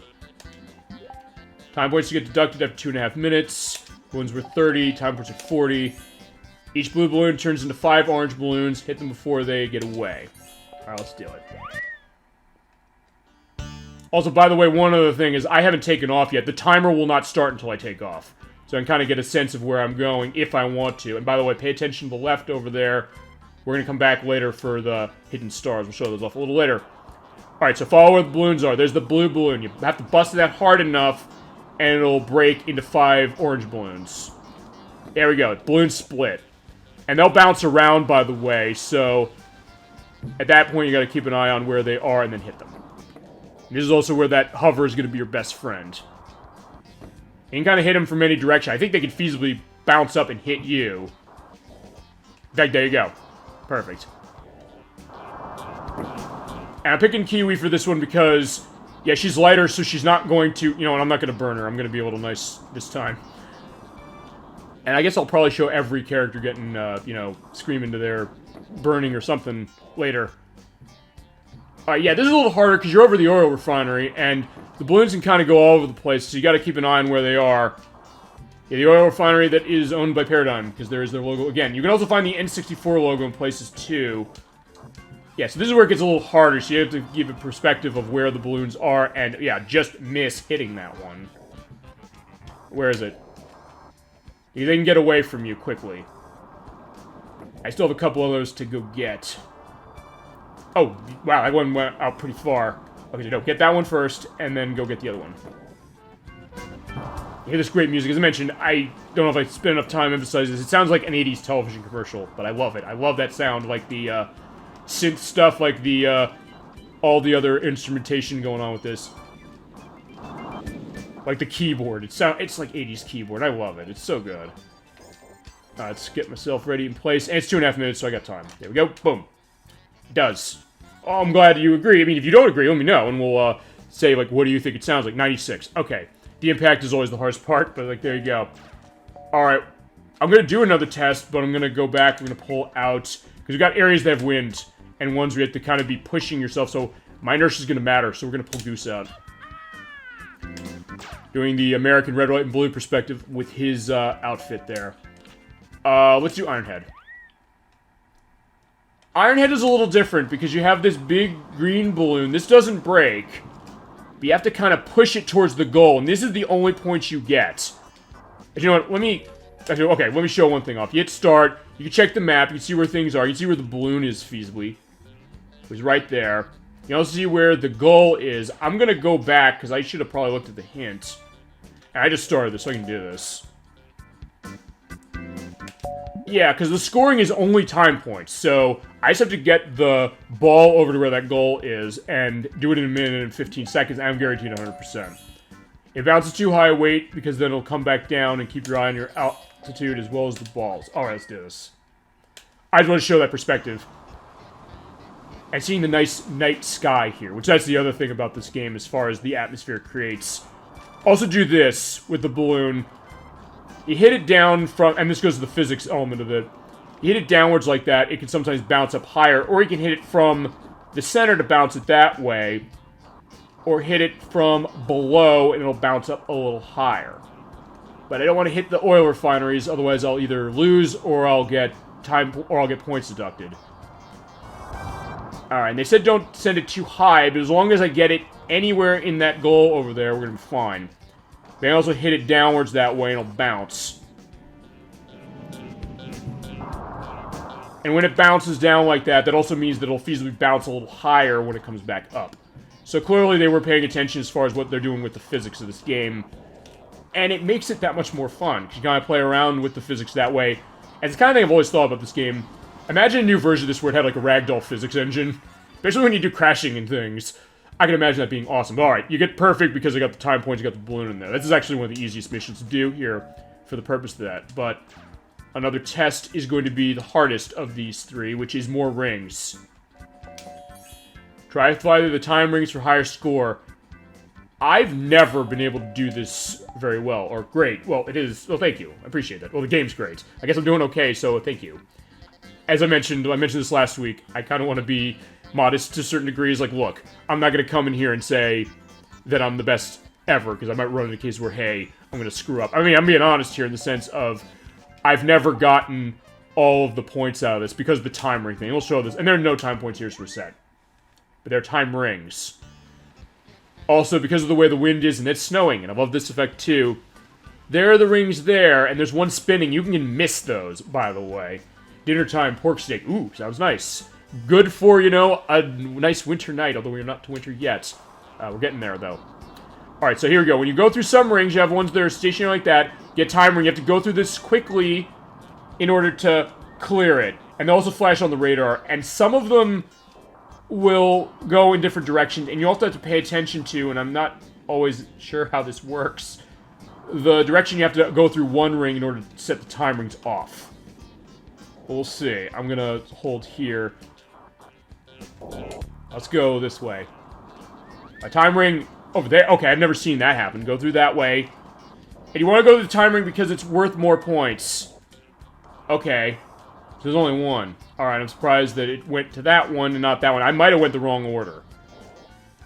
And honestly, you have to kind of know what the right order is. I do remember one of these. You have to go through, I think, this one, and then go the one on the other side of the mountain. Ooh.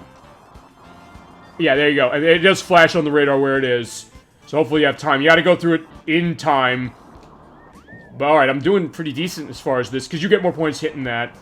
And if you run out of time, which, again, they don't show what the time is on screen, so you gotta be quick, just for the purpose of that, you also will get more points. Well, you get more points, but it'll just go to a regular ring if you don't get through it in time.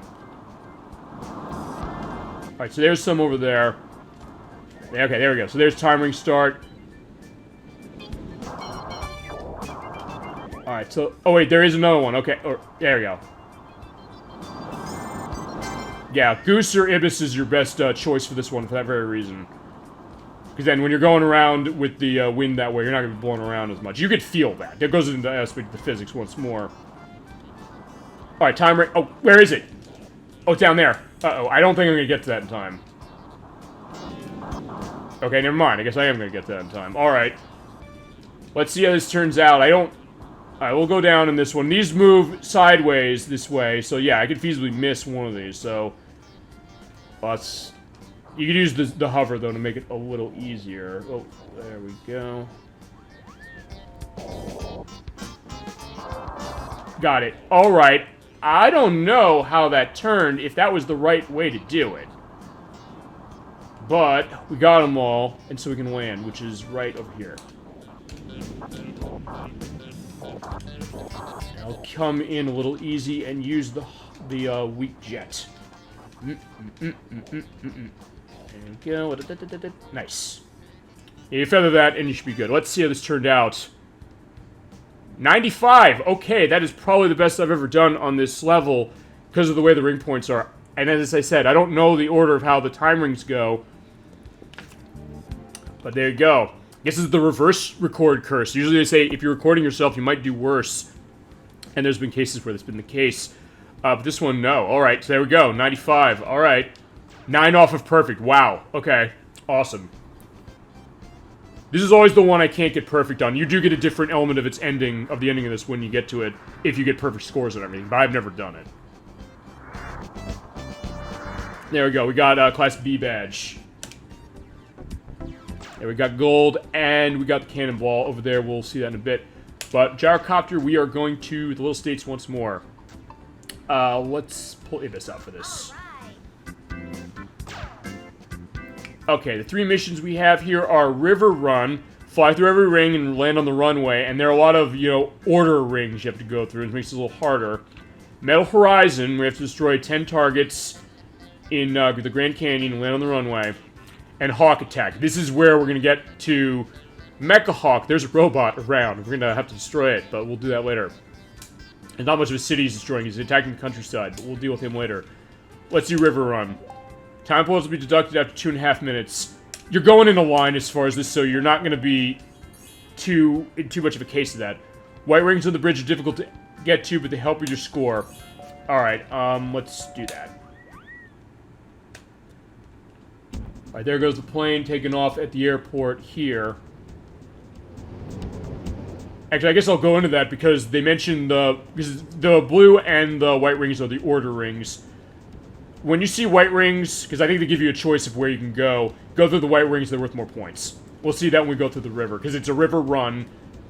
I wonder if they're thinking of River Raid from Activision for the Atari 2600 with this. They might have. I don't know. But, we'll see. And there we go. There is the ship. Again, going back to the Sideshow Bob thing we talked about earlier. As I said, you never know what you're getting on this show as far as what we're talking about. And you, chat, you're making that happen. And I appreciate you making that happen. And giving some of the insights you have of gaming, this game, or any game. Alright, there's what they're saying as far as they're under the bridge. So you have to go under the bridge. You have to be careful not to hit the water or crash in. But you get a nice cheer from the crowd when that happens.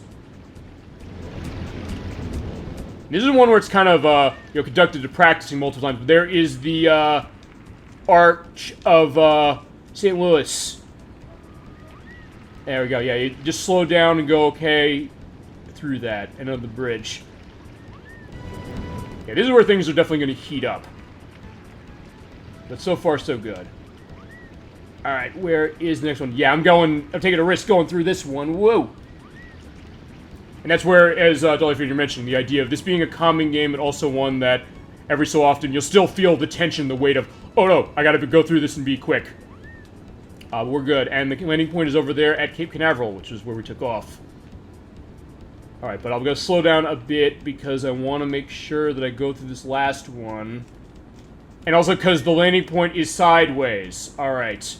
Yes, there goes the rocket. We'll see the rocket take off a little later, too. Yeah, it definitely slows the game down.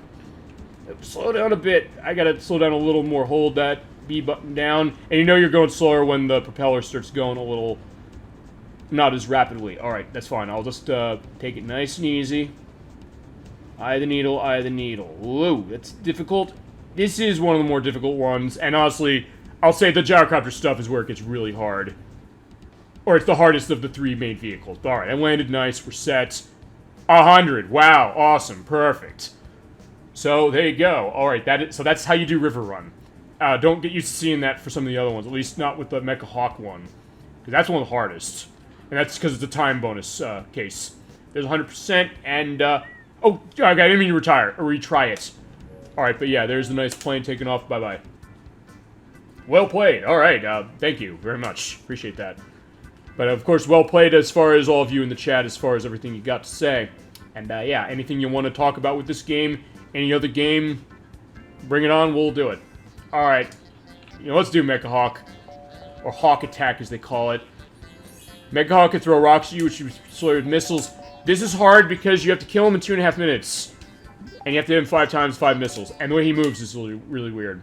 Actually, I probably should have brought Hawk out for this, because, like, they don't actually explain this story-wise, but yeah, I guess there's a robot called Mecha Hawk that is created, and we gotta destroy him. He's that yellow over on the radar there. Yeah, we'll do that. We're gonna fight Mecha Hawk again, just to give that away quickly, but there he is. The way you want to deal with him is he'll walk around. You want to hit him with 2 rockets, or missiles, so that you hit him with both of them at once. But yeah, sometimes he'll do weird stuff like that. Okay, I did it. There you go. That's what you want to do. You want to do that at least 3 times. That's the way to do it. Yeah, hammer him. No problem. And also, in this case, use the first-person view just so you get a perspective of what it is. And he'll throw rocks if he sees you. Sometimes he'll walk out of the way, and that's also where it gets hard. And sometimes you have to make multiple passes on him. Oh, no. Or, yeah, miss. And because you're under a time element for this, that's where it gets hard. He usually will not blindside you with the rocks when you're trying to turn around, but he'll sometimes see you, and we'll see if it happens. Or, okay, that's even better. Oh, okay, yeah, but he'll sometimes run off in the other direction when you hit him. So that's where things get a little difficult. But also gets the idea of, hey, you want to destroy a robot, so you go. Where is he? Where is he? Oh, he's right there. Okay, I'm just gonna miss him. So, and sometimes that's the other strategy. You want to kind of go out and then make another pass. But I wouldn't say you have to do this perfectly to get the time bonus set, because I've done this perfectly at one point in my life, but you have to be quick, and yeah, if I don't come in right, I'm not going to hit him. Or he's going to get out of the way. I mean, at least I want to show him throwing the rocks out. I think I can, or if I don't, there's another mission, we'll see him later, and I'll do the same thing there. Alright. Alright. Oh, there he is. Uh-oh! Whoa! Shit, I just got clipped. And I crashed right into the ground. Alright, so yeah, I failed. Alright, that is the first failure we have. But as I mentioned, you can try again. But what I want to do is what you saw the first time, which is that hit him twice with the 2 missiles, and feasibly do it with those 2 missiles where he's running in the other direction, if you can make that happen. It's not always easy to manage that. And from what I've seen, I've been looking as far as, because this has come up with some questions too, how do speedruns of some games work? This one's a little different because it's usually based on either score or it's like just get to the credits. I think for this one, also you can destroy, yeah, you can destroy that with the, Alright, there we go, that's how you do it. Yeah, because like going just to the credits, I think it's about half an hour for this game. Perfect, the only one I can see is like 10 hours, although that was done with a lot of breaks in between from what I realized. Not to discount it, but just the idea of that being the idea. Okay, unfortunately just missed him on the return that way. But yeah, I think that they probably use that strategy. I haven't seen how they do it for the either run, specifically, if they're running this game for speed. But they probably do that, you know, get him behind. Or they might have a perspective of how if you can manage or manipulate his AI somehow. I don't know how to do it. It seems like he just kind of does... Okay, almost. I'm doing a little better, but I don't necessarily want to, you know, get into too much of a presumptuous case lest I get myself killed again.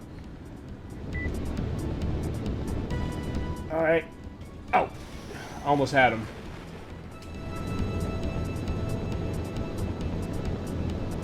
Yeah, I think I can get him this pass, I think. Just hold that Z button, get the missile ready. Oh, no, no, no, he's gonna be too close. I mean, the other thing I also do is go back into the third-person view. You hit the R button, by the way, to switch that. Alright.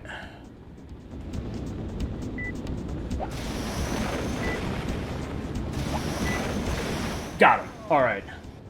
So he's gone for the time being, and he slams down the ground.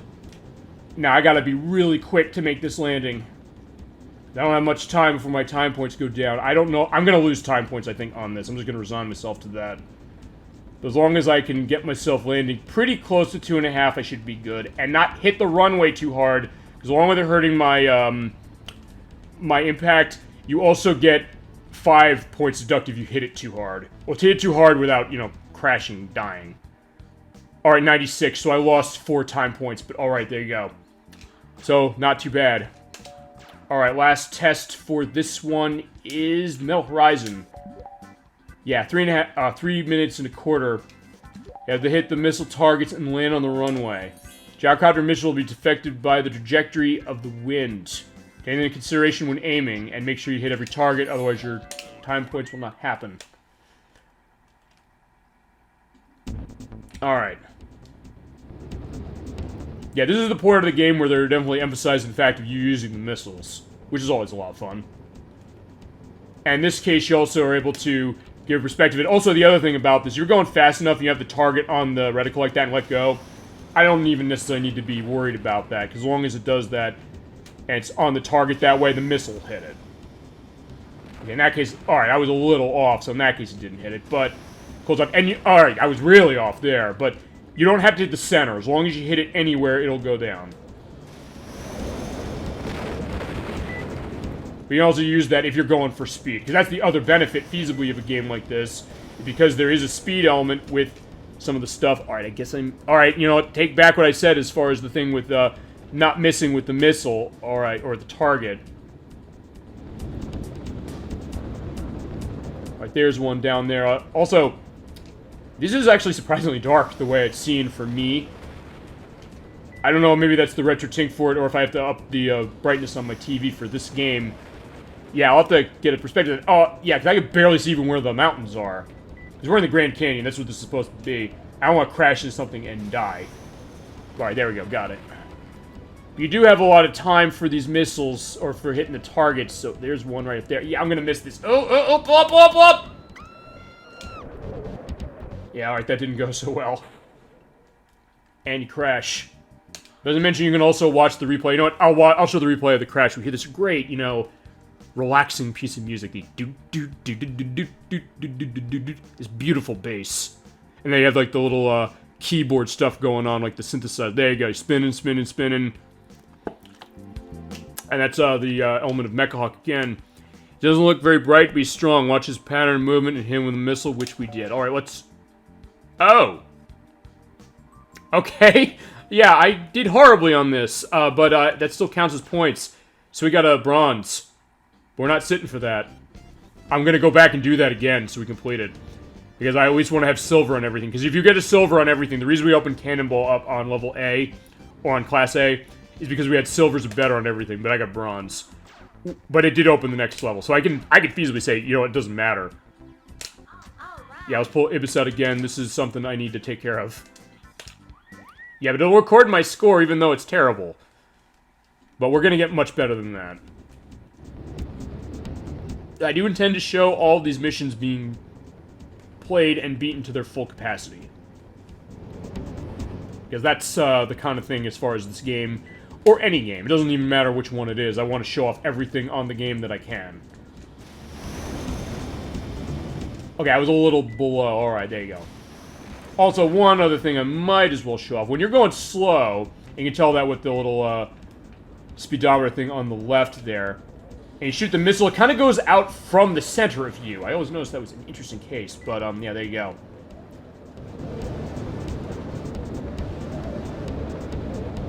As the other thing also, I guess, to go into with the gyrocopter is I believe that Ibis and Goose are affected by the wind a little more for this, I believe. But I'll put a correction in the YouTube video if that's not right. I think that's what it was. Because I don't actually have the instruction manual for this game to emphasize what that is. I know they accelerate faster and handle better. Or Goose and Ibis do. Compared to Robin and Hawk. Okay, yeah, I missed it from the side. You can hit it from the side, but I just missed it. Alright, where are the last couple of missiles? Or missile targets? Alright, there's one of the targets. And there's one in the gorge, so it's going to be... Here's a case to try and get that.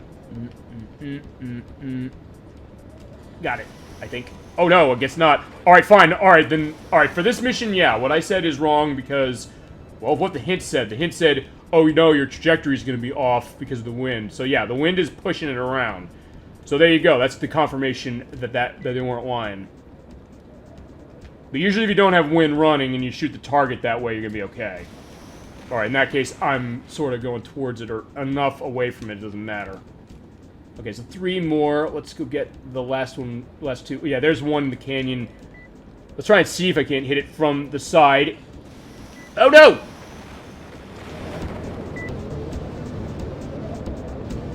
Alright, where is... There we go. I got it. The other one is... where is it? I didn't remember there being one. Oh, it's in the... Oh, it's in the canyon. Actually, you know what? Let me, You know what? You know, I've got... No, let's get them all. I was gonna say, I'll skip and not get them all, but... Alright. There we go. That's that one, and then the other one is in the canyon as we go.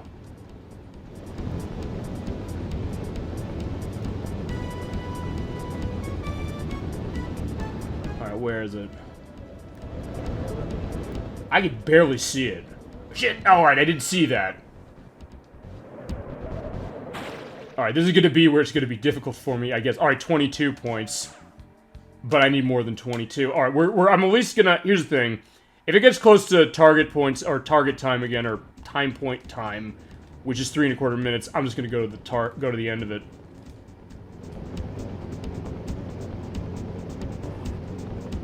Yeah, because this is not going well. Or, okay, it's going okay, it's just that, yeah, I keep failing.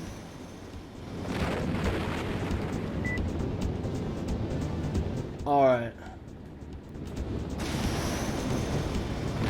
Already better, because I'm hitting these. I should probably just get the one in the gorge there, just because of that. Or not that one, I'm a little too high. Okay, I guess I'm not a little too high. Alright, maybe this one.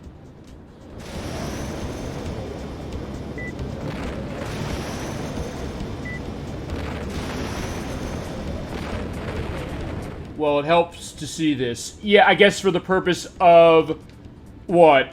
Getting a whole perspective of the game, or understanding how the mission should work. I mean, it's probably maybe a bit of both, feasibly, because I don't know if you said you saw people play this game, but if you saw this mission specifically... Uh-oh. Yeah, I could bet... Oh! Okay. let me explain what happened. I landed. I could barely see it on the screen. Alright. Yeah, you can land. Alright, in that case, I'm kind of glad that happened. I don't remember this mission. Okay. Yeah, I got a lot of point deductions. Yeah, I landed. You can land anywhere, by the way, in this world. You can land somewhere, and it'll give you an indication. If you come to a full stop, the game will say, like, oh, you landed outside the target area. You didn't land on the landing on the runway. So yeah, I inadvertently landed on, like, the ground. I could barely see it the way I have my TV set up.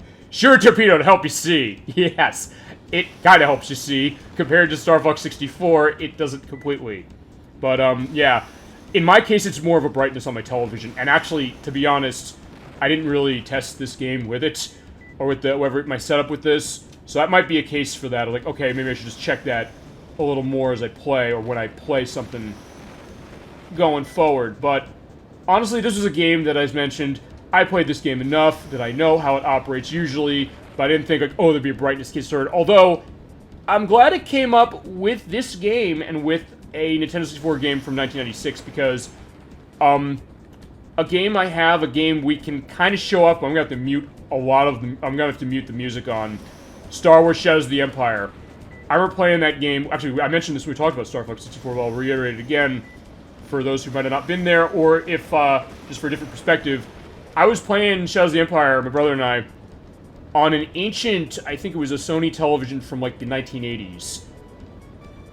And we could barely see a lot of the missions of that game. That's a very dark game as far as its visuals are concerned. The sewer, in particular. Going to that, like, we could barely play it. And I think we got another television that had much brighter, you know, tech behind it. And at that point, we knew what we were able to do. We were able to see it and see, okay, this is what we were going about. But it was an interesting case of, like, playing on a television. There were not many settings for the purpose of that. Whoa, got it. A lot of people are slamming Sonic Colors Ultimate. The Switch version, I'm gonna assume, yes? Or, because I did pre-order that game. It's coming out on Tuesday. I have my copy for the Xbox One coming in. Electris, you buying it, at number one. And number two, if you are, what are you getting it on? I'm getting it on Xbox One because I don't have PS4, but it was a choice between on Switch and Xbox One for me. The choice was made because the frame rate. Ooh, can I get this? Can I get this? Oh no, no! I don't want to fail this again! Alright, oh good, I didn't. Yeah, it runs at 30 FPS. You're not getting it. Why not? Do you have... Okay, so your question, do you have it on the Wii? I have it on the Wii as well, but I'm getting it because I want to see... Actually, kind of getting it for the frame rate element because I want to see them enhancing the aspects of the game. Alright, there we go. Finally, we're getting out of this mission.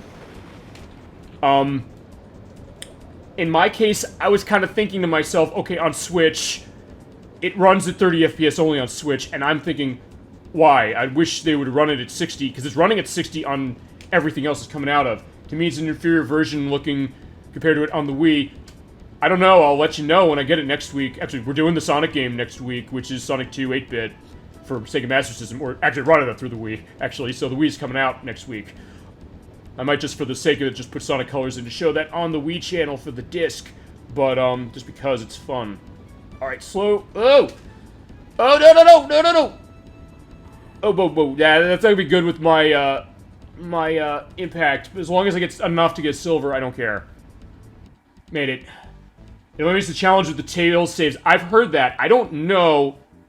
Wow, that was horrible. Damn. Okay, it's enough for silver, I don't care. But, okay, 59. Awful. Okay. It eliminates the challenge with tail saves. I don't know how that's gonna operate, because, in all honesty, I don't think Sonic Colors was that insanely hard of a game. What was the point of playing a platformer without consequences? Well, I mean, that's an interesting point, because that's been a question a lot of people brought up in some cases with some things. The idea of, wait a minute, because the idea of, like, hey, some people saying, like, why do you have lives in a platform game? We unlock skydiving, which is the Super Nintendo game. We'll do that a little later. Actually, we'll have a mission. We'll do that mission now for the purpose of this. Let's pull out Nestor again. We're going to start with this one. This is Thermal Flyer. We have to fly into the thermal current as high as we can for 4 minutes, and then land. There's 70 points in that, which are right here. We'll get into the Sonic Colors thing. Now, what's the point of playing a platform with no consequences? To go back to that, there's been discussion recently, actually, past couple of years, honestly, of the idea of lives. Are lives in games an outdated concept? And I remember people were saying that when Sonic Colors came out. They're saying that when a lot of the new Super Mario Brothers games are coming out, when they were on the Wii and on the Wii U. And I remember at the time, Rayman Origins came out, and Rayman Legends came out later, which are platform games that have an infinite life system. But the way those games work as far as the difficulty is they make it so that you give you checkpoints in between cases, so when you die, you go back to the checkpoint.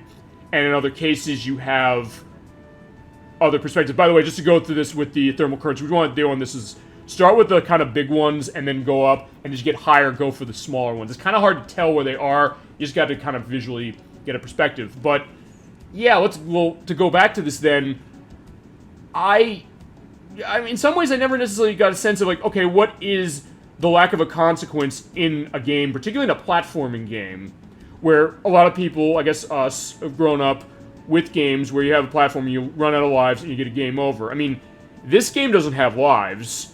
I have infinite tries to go through something, but the idea is like, oh, I have to start it over again. I guess the question is, and when I play Sonic Colors Ultimate, I'll let you know how it handles it. Because the idea of tail saves, if you're not familiar with how Sonic Colors Ultimate is going to work, the way Sega has emphasized that, they've said that what it's going to do is it's going to give you an opportunity to be able to, if you fall off a pit, Tails will save you. And you will not die from falling. I don't know if that's limited as far as the usage. I'm not sure if they give you only a couple uses of it, or if you use it, all the time, the way that some other games will have you do that. So I don't know how it operates. If it's infinite, that raises a question. Although, I mean, maybe in Sonic Colors' case, the way that game is structured is a bit different, so that maybe I could get it.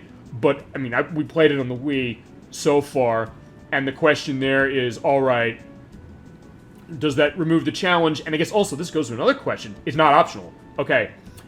Well, because here's the thing about this, and I know why they did it. They've said the reason they did it is because they want people who not played this game before to have an ability to, have a perspective of being able to play it, have an easier barrier to entry, and I'm all for that in the sense that, alright, if people coming into it find it too intimidating, there's an option, although then that also goes to the question of, and there's also a point where you want to pull into the thermal current. If I hit it, did I hit it? I don't know. Yes, it did. You sometimes gotta keep an eye on that as far as the meter's perspective, and also handling the speed. Okay, there we go, got it. So what's the next one? Yeah, so I'm okay with the idea of that, but then again, the question of how do you balance that with the idea of people coming to a game new, never played it before, or then making it so that, it pleases people who've been playing this game, because Sonic Colors is a game that's 11 years old now. I cannot believe it's that old. Alright, there we go. So we're getting much higher. And this is a great mission to discuss that, actually, and we're almost at 4 minutes as it is. I kind of, I mean, as I said, I'm not sure how that's going to handle, but I also understand the perspective. To me, that's not a good reason, because there's a thing that's called too easy. Yeah, I guess in that case, what would you consider taking, like, a mechanic of this out? What's a game of a style like that, where you think, like, oh, the difficulty makes it too easy in a case that... Because you also say this, you're right, the idea of too easy, how much is, making it a game easier or more approachable to people, and how much of it is pandering and saying, no, you people playing this game, coming this new, you're not good enough to handle this game the way that, say, seasoned gamers do, which I'm not one of those things, like, I'm not one of those people who believes in saying, oh, say to people who never played a game like this before, you're not able to handle this. I don't believe in that perspective. In some ways, the idea of if a game is fun enough, regardless if the game is too easy or too hard to some degree, they don't want to keep playing it to get better. Or fine, if it's too easy, they're going to be maybe easier to be able to play it. But if it's too hard, if it's a great game, they'll keep coming back to it to make themselves want to be great at it. But then the idea of what that is, I say make games like Kirby easy but fun, and that's an interesting... Because I was going to ask that. I was going to say, what's a franchise that you, Lekverse, or you, Dolly Finn, or anybody else out there in Chatland, as it is, would say straddles that line effectively? And actually, Kirby's a great answer to that, because Kirby is a game, at some point, We'll get to Kirby. Let me know what Kirby game you want to see first when we play, or when we get to doing that game, or that franchise. We're coming up to the landing point. That's a game where it is easy, or some of them are easy, but they ramp the difficulty up very nicely, and they give you some of the insanely hard stuff. I know, like, the boss battle mode of Kirby Crystal Shards on Nintendo 64. Okay, I didn't land great, but I can't beat that to this very day. Or 92. It's a series that's literally for beginners. Yeah, but at the same time, it's also a game that it will challenge you with how the mechanics work, so I think that's where a lot of the challenge of all the Kirby games work. Even the ones that play similarly with the 2D platforming elements, there's something they add to it that makes it a little more unique, so you have to kind of get a perspective of what that is, and that's where the challenge comes from. So, with Sonic Colors Ultimate, I guess that's the question of, hey, falling, although, see, it's funny, because Sega's tried that before. Alright, we got 2 other missions just to go to that quick. We have Shutterbug 3, which is taking 3 pictures, Missy the Monster, the passenger boat, and the space shuttle.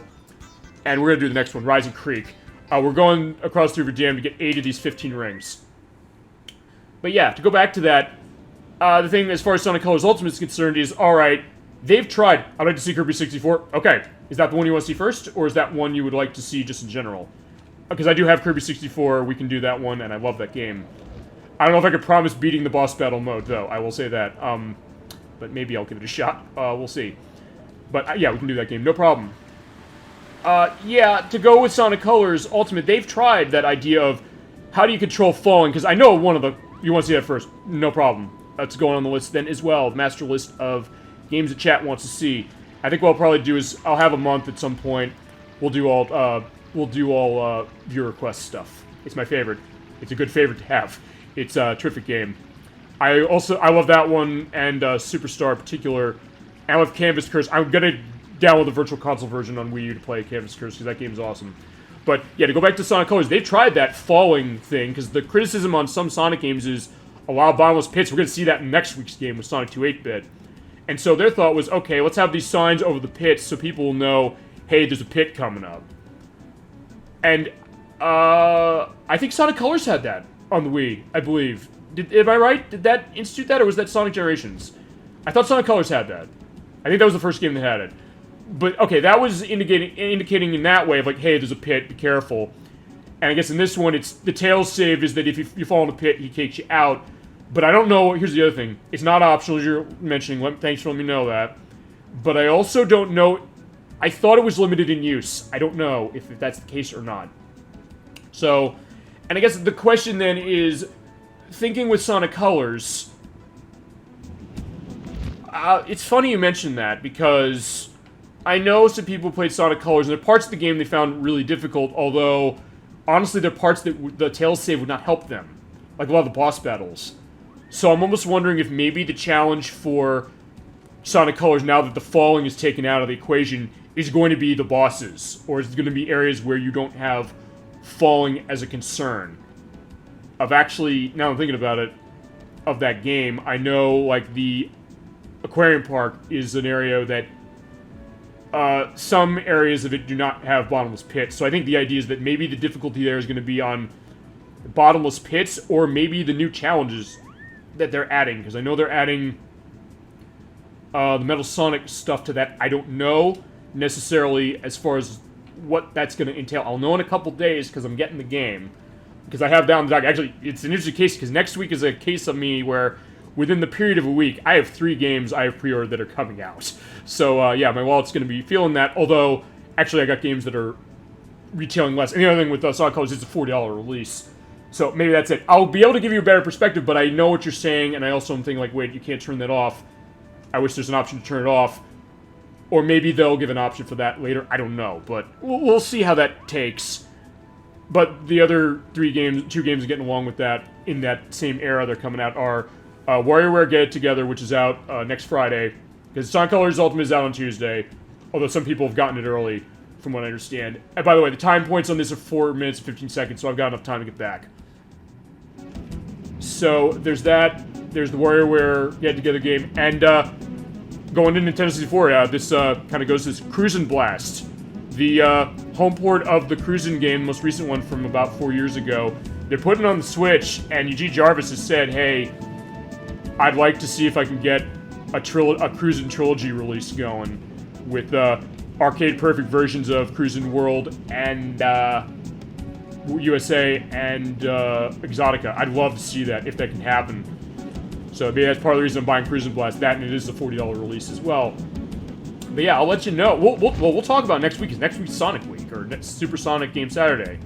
We'll definitely go into that. Anything Sonic or anything else you want to see. And we'll do it. And Kirby 64 will be definitely on the docket. In fact, I think here's how we'll handle the viewer request month. I think what I'll do is for October, I'll pull a viewer request. I might do an almost all viewer request for January, I think.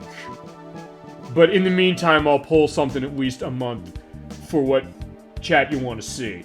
So I'll definitely have something for that for October. Actually, no.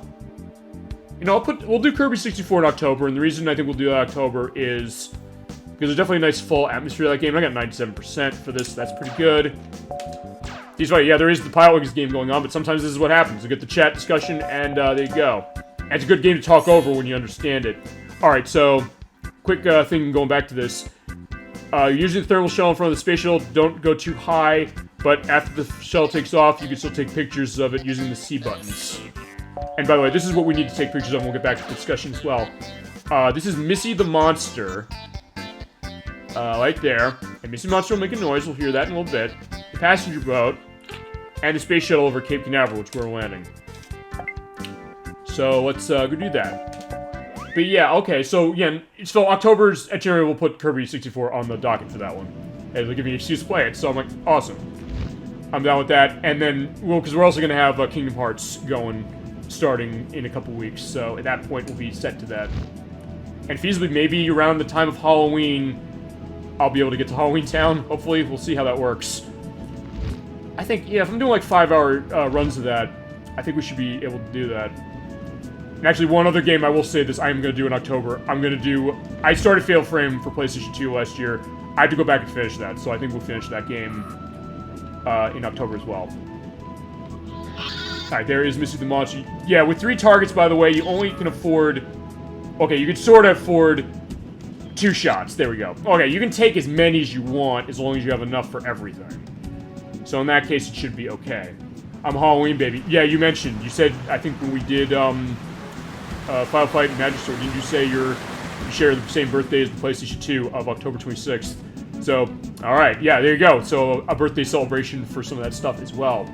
So yeah, your RPG and Kirby 64, but yeah, whatever you want to see, we'll make happen. Oh wait, I gotta go to the left.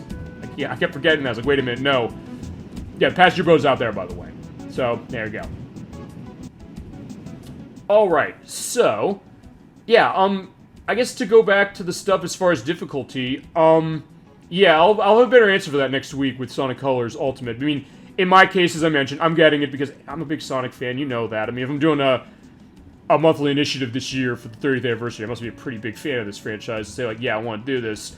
And also because I like that it's a 60 frames per second thing, and I mean, I have it on the Wii, but I also get your concern that, wait, if they're making it this way, why not necessarily give the Wii game to people that way if they want to see it? And that also goes to one other thing I know people have been mentioning, the fact they're remixing the soundtrack, and I don't know if they're doing what Super Monkey Ball Banana Mania is doing, which is they're giving you the original soundtrack. And I have that pre-ordered, by the way, so we could do Super Monkey Ball Banana Mania at a later point, too.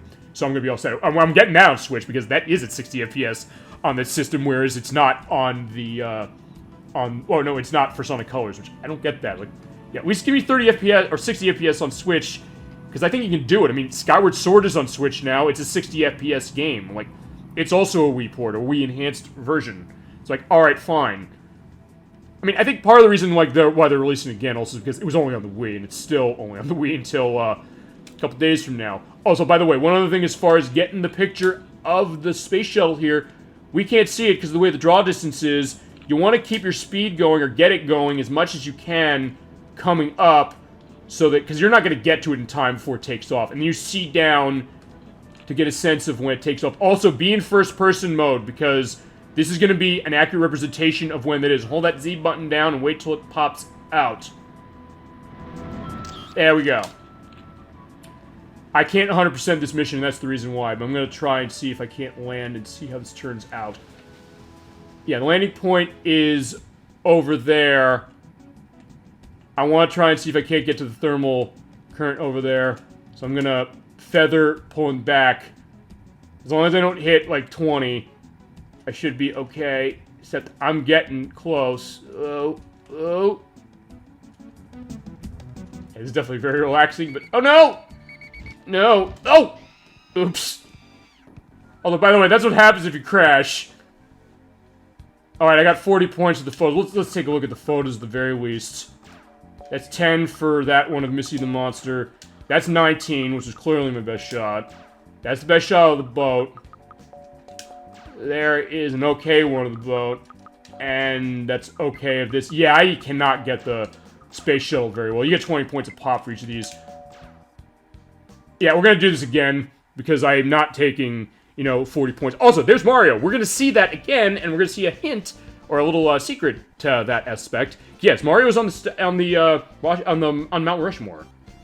But we can also change that to Wario. We'll see that in a little bit. But, as you'll see when we do the cannonball. But, alright, we're going to be doing, let's take Kiwi out. Why not? Alright, let's do the photo again so I get enough of a score so that we can get, the extra mission here. And then we'll go through the extra missions and do the stars and Birdman. Alright. Yeah, but we'll see how that Sonic Colors Ultimate turns out. I mean, on one hand, I'll say this. I mean, I'm not necessarily... I mean, in my case, I have it on the Wii, so I'm like, okay, I can play on the Wii if I don't want to. Or if I want to do that, like, oh, I have a problem with this. I mean, it's a new version, so I'll see what the interpretation is. I'll see how the music is. Some of those remixes are actually pretty nice. Although I also really like the original tracks, too. And how much does, like, the Tails save thing, does that really interfere? I mean, I'll play it when I get it, so I'll let you know what's going, but... In that case, I'm like, look, I get why they're making it, but then whether it's a good idea or not, in execution at the end of it is a worthwhile question to be asking, and I'm glad, chat, you're asking that question. And then getting a perspective of, alright, where is difficulty lie? Because that's been a little bit of a through line we've had with this show, of discussing what is too difficult, what is not difficult enough, how do you manage that, and also, I guess, to some degrees, what's your expectation on difficulty? You're saying, alright, Kirby's a franchise that's kind of focused on it being, I guess, more relaxed, kind of like this game, when you really think about it, in terms of how it operates and how its difficulty runs. So in that way, like, you're not going into Kirby usually expecting a game that's insanely hard the way something like Dark Souls is, say. Sonic's a little all over the place with that. We're going to see that next week with Sonic 2 8-bit, although we're playing a version that's easier than it is on the Game Gear, so that's one thing to keep in mind on that. But, and I guess the question is, when do you expect a game like that to be difficult or not? Do you expect a Kirby game to be super hard in any capacity or not? Or, I'll give you another anecdote. Talk about a game that's too easy but makes a reason, or you understand why. There is a game based on Barney the Dinosaur for the Sega Genesis. I actually own it. It's Barney's hide-and-seek game. It was, Sega published it. It was developed by Real Time Associates. It was actually the second game I had on the Sega Genesis, because I'll admit, when I was really, really young, I kind of had an affinity as far as Barney. I'm not going to lie. People were like, oh yeah, what's wrong with you? I was like, fair enough, I get it. But still, I played it. It was insanely easy because it's for young children, on one hand. Although, even at the time, I remember realizing, hey, there's not a pause button in this thing. I'm hitting the start button to blow the kiss out. I need to use the bathroom. Let me put the controller down because I can't pause it. And then I realized, wait a minute, the game's playing itself. There's an autoplay mode if you don't touch the controller. So, like, alright. At that point, it was too easy for me because I'd been playing Sonic the Hedgehog. So, but at the same time, I can't say, like, oh, this should be, like, as difficult as a game I know you want to see. Like, first, we'll do this eventually. Contra Hardcore. It's like, I'm not expecting, I mean, imagine the Barney game being as hard as Contra Hardcore. That would be hilarious, but I would not expect it. I would not expect, 3, 4, 5-year-olds coming to a Sega Genesis, picking the controller up for the first time, like, here's Contra Hardcore. I mean, that's come up, sort of. We talked about, I like first, regaled this when we did the shooter showcase. You're saying, I was in daycare when I was young, kids about 7, 8, 9, 10, they were playing Life Force on NES. I'm like, wow, talk about hardcore. So in the idea of, like, some of the easier games I pointed out for that showcase, thinking like, well, yeah, they'll handle that, no problem. They handled, Life Force, which is also a hard game, but Konami's. Yeah, also, and just like a Contra Hardcore, that's also a Konami game. So, yeah, but it goes into an interesting discussion on that, and also with Pilotwings itself, because I mentioned that, and I guess, like, first, would you back me up on this? Or would you, as far as, do you agree with me? Not agree with me. I'm not saying agree with me, my friend. If you do or don't, let me know. I would say the Super Nintendo version's harder than this is, and this is probably harder than the 3DS game, not because the 3DS game is super easy, but because it's a 3D game the way this is. So my experience playing Pilotwings 64 made me set for when I got Pilotwings Resort. So in that case, it's like, alright, fine, how that works, and how the scaling of the difficulty is working for this game. So, in that case, one thing we're gonna do, we're doing Gyrocopter next. Because when I streamed this last year, okay, we're pulling Hawk out, but when I streamed this last year, this is the part I didn't get, what was it? I didn't get the bronze on this, and I said, you know what, screw it, we're going to my old file to show everything off. But yeah, we're not doing that this time. This seems easier. This does seem easier than the Super Nintendo version. Yeah, but as I said, it's kind of it's a tough distinction, because in a lot of ways, as I mentioned, the difference of tech, honestly, that kind of makes it a hard one to compare. But as I mentioned, I think because of the way this is designed, it's a easier game than it is on Super Nintendo. But see, it's funny, when this... And I'm glad you mentioned all the Select Verse, because this comes back to something that just came in my mind. On Nintendo 64, a lot of people said, hey, these games are not hard enough when they first launched. I mean, with Mario 64, they were able to, there's challenging getting all 120 stars. In the case of this game, it's challenging getting 100% of everything and unlocking everything. But some people saying, like, games on Super Nintendo were harder.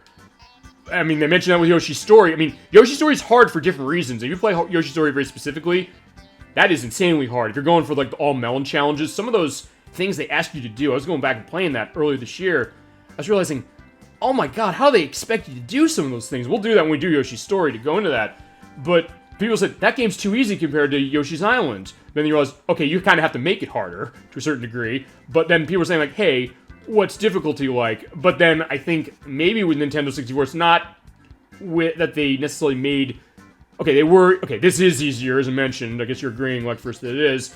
But they made it so that, alright, it's harder for different reasons. It's not so much hard to get to the end of this game so much as it's harder to do specific things with its challenges. Or the missions themselves. Let's go through. And this is one of the hardest missions here, by the way. Ice Hornet. Fly through as many rings as you can.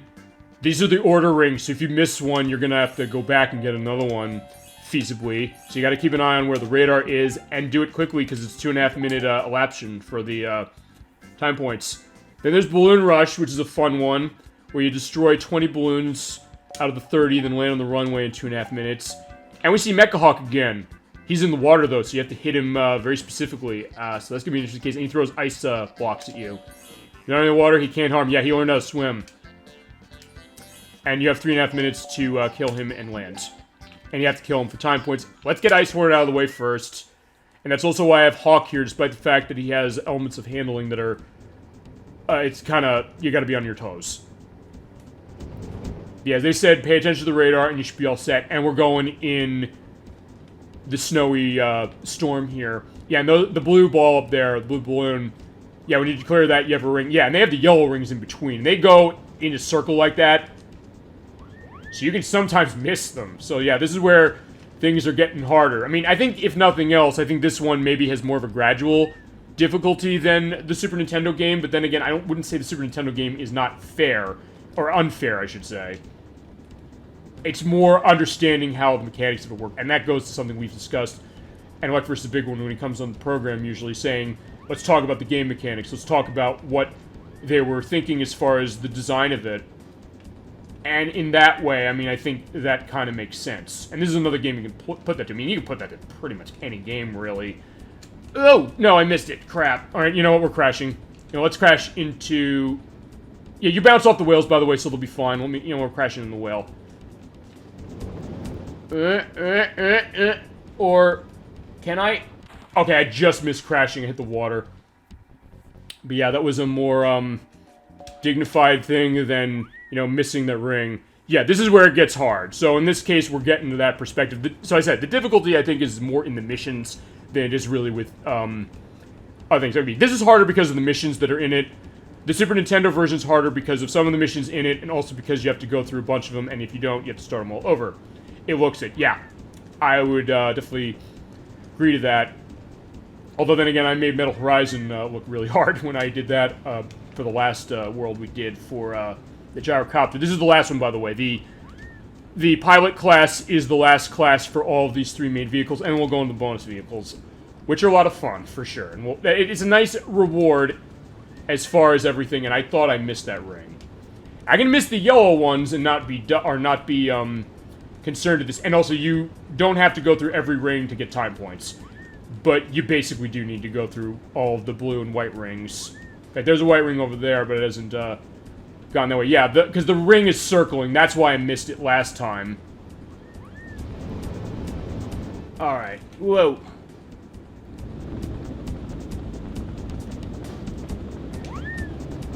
But yeah, that's where the color coding of the radar helps, because you see the yellow, it's like, yeah, go up. You see the green, you go down.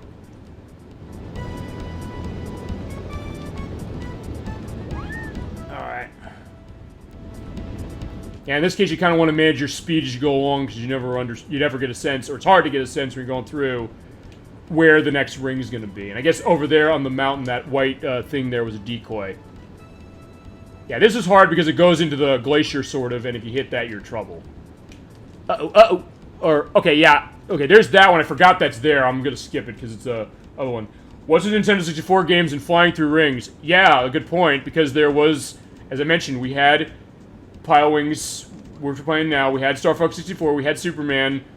Trying to think of other games where you had ring flight to them. I mean, I think maybe the reason is that, I don't know, maybe it's something that's really easy to understand as far as how a game like this operates. Like, oh, you're flying, so fly through a ring as far as, like, a test. Although in the case of something like Superman, the idea is that, no, you're doing that constantly because you have to solve Lex Luthor's maze. At some point, we have to show that game off. I'm sorry. I did buy the game purposely for the purpose of showing it off at some point. But, alright, the runway is right here. Airfighter's Assault for training, which is also by Paradigm. Thank you for mentioning that. I've never played Airfighter's Assault. I want to play it because, as I mentioned, I love Paradigm stuff, and I want to get a sense. Did you like that game? There's one on Nintendo 64 that passed me by, but it will not pass me by eventually. I will definitely get a copy of that because I don't think that's an expensive one. But yeah, Airfighter's Assault fitting because, as I said, the people who made Pilotwings made that game. Or this Pilotwings, anyway, made that game. And, well, as far as other flight stuff on this, there was another game I never played, a Knife Edge Nose Gunner. That was more like a rail shooter, weirdly enough. Alright, we're doing the Balloon Rush, though. And hint here is, you can destroy the balloons by using missiles or crashing into them, so your choice. I think it's decent. Okay. I mean, I never heard it discussed to the degree that this game was, as far as great games of Paradigms on the system, or... Well, okay, I think the game that is probably the most beloved on the system actually isn't this one. It's, well, probably isn't this one. I think it'd probably be, Beetle Venture Racing. If you like cheesy voice acting and a decent challenge, you're all set. Yeah, you sold me, my friend, on that, for sure, for that. And I'm curious because, as I said, it's another flight game. There was this one, as I said, there was a couple that, Paradigm made. They made this. They were making another one, Harrier 2001, which was canceled. I believe the publisher of Airfighter's Assault was Video System, I believe. There was like a nasty dispute that Paradigm had with them. And that's also why they were bought by, well, Infogrames it was, and then Atari they became. And that's how we got the Duck Dodgers game they made, which is another one that I get the sense people don't like, and it was a late release for the system. It was 2000 that came out. But I love the atmosphere of it that it creates as far as the cartoony thing and the voice acting. Even the idea of, like, the game over, because they do the Banjo-Kazooie thing of that, where they give you a cutscene when you get a game over, and they even say the idea of, like, hey, to Porky Pig, who is the assistant, you have the commander of the Duck Dodgers program saying, you know, like, try to do a better job than the other guy did. So it's kind of, and they fully voice it, which is awesome. And they have all the voice acting that you expect for that, including the late, great Joe Lasky as Daffy. duck in that. So it is a good time.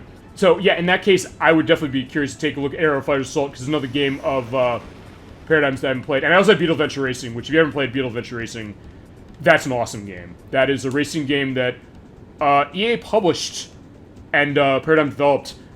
It's kind of this really nice arcadey racing game where you're driving Volkswagen New Beetles around, but they made it so like it's very, you know, cartoony and playful and has terrific control. Actually, one thing I'm going to do is... You can barely hear that, but yeah, now we're seeing it, yeah.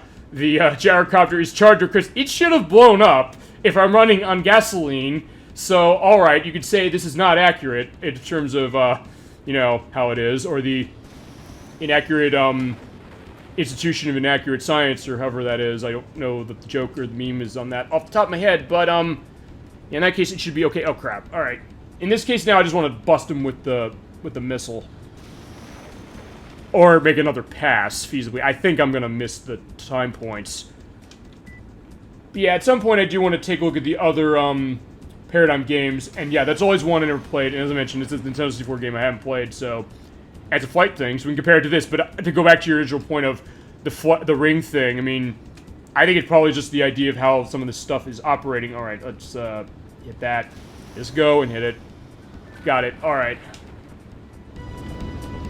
Yeah, I think I definitely look into getting a copy of Aerofighter's Assault. So, thank you for pointing that out. And for going the idea of rings, although I'll say, if you're going to be flying through rings in a Nintendo 64 game, you do it probably in this game or in Star Fox 64. Uh-oh, I'm coming in too fast, Alright, let's see, maybe I can make this work, and... Alright, yeah, I'll be curious to see how the impact takes. I mean, going so fast, but we'll see. There we go. Okay, he's shaking his head. I think that's an indication that... Oh, Christ, that's bad. Oh, time points were awful. That's 51. Yeah, let's do this again. And then we'll do the Mechahawk mission, and then we'll go to the last part of the Rocket Belt. Because I can handle the Rocket Belt stuff, no problem, for, the pilot class. Actually, the Rocket Belt stuff is, some of the easiest, when you understand how some of it works. Because there's some kind of cryptic stuff with that one. But two of the missions are in relation to just getting to the end in a time limit, and that's all the points come from. Yeah, in this case, just busting the balloons over the oil refinery. In this case, you also want to use the third-person camera, so if you're going to do crashing into the balloons, you can do it that way. Or do it both ways. Like, hey, let me hit the one at the bottom with the missile, and then crash in the other ones here. Or the other one there. Yeah, the time points, I think, was 2.5 minutes. That's why it was a problem for me. But I'm still having a good time playing through this game. Hopefully you're enjoying the experience of watching this game. And I guess going to my memories, because I have tons of memories on this game. I rented this game, as I mentioned, so many times I could have bought it probably twice over. And then I finally did buy it, actually used at a Blockbuster store in 1999.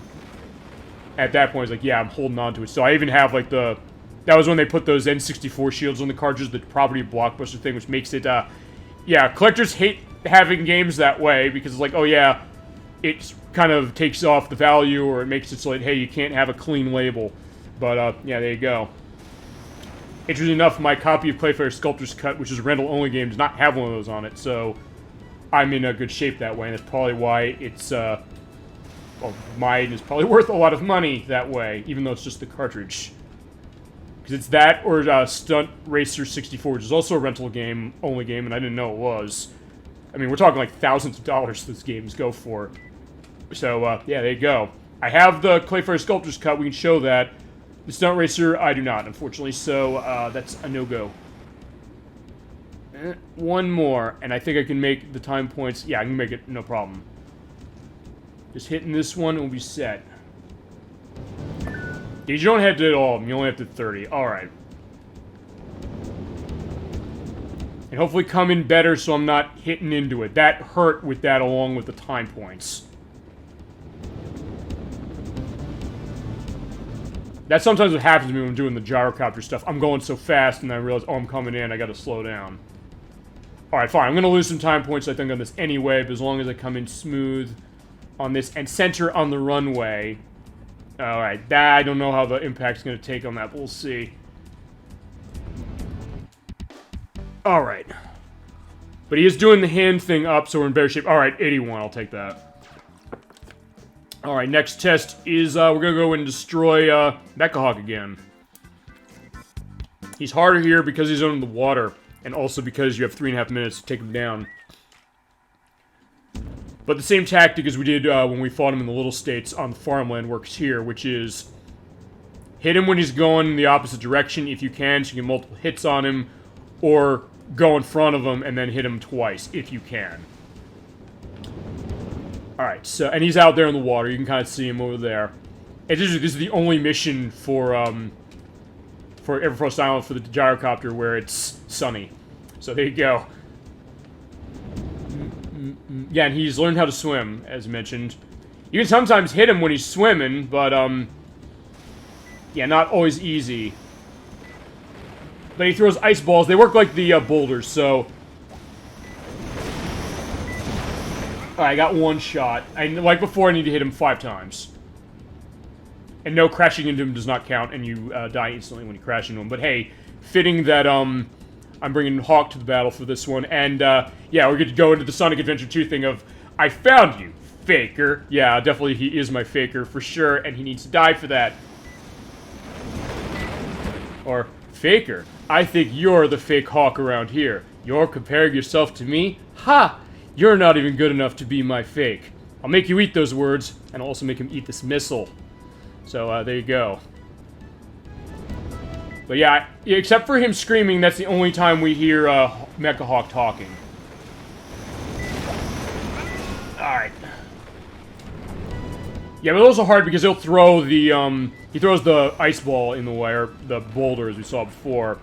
But then what happens is that, hey, when he hits that, you only have a little bit of time to hit him another time to get multiple shots. But I'm not doing a good job of getting oh, shit! Yeah, it was a nice shot. But, by him, but not by me. But then again, I didn't, actually, no, that happened the last time we fought him, so, and I got 0 points. Actually, I believe then, though, oh yeah, because I didn't get metal, hit, so, at that point, that's what it's telling me to go on again.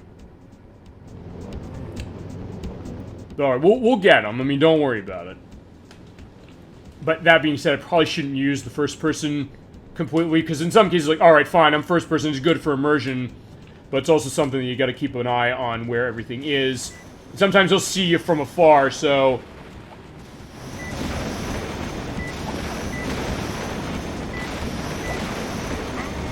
There's, one.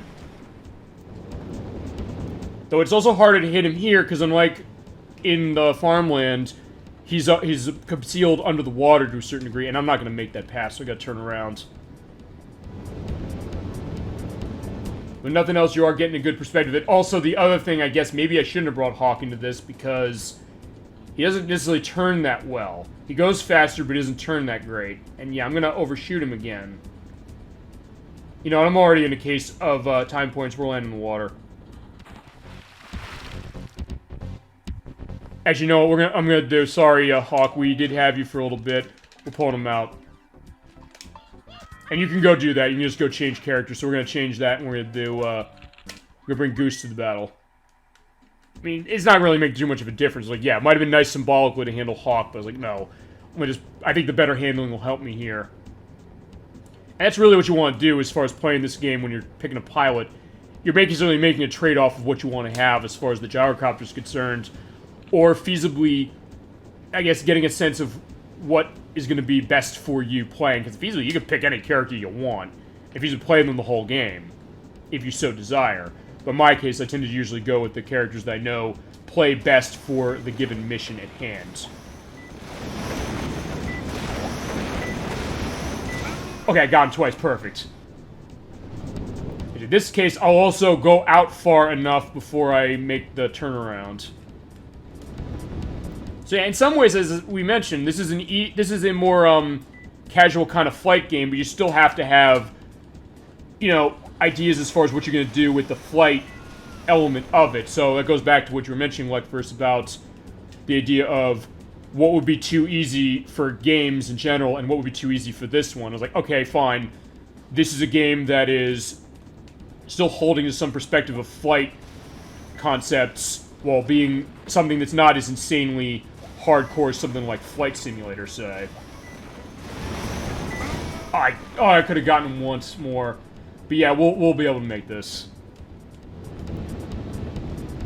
You know, let's slow down a bit and then turn in.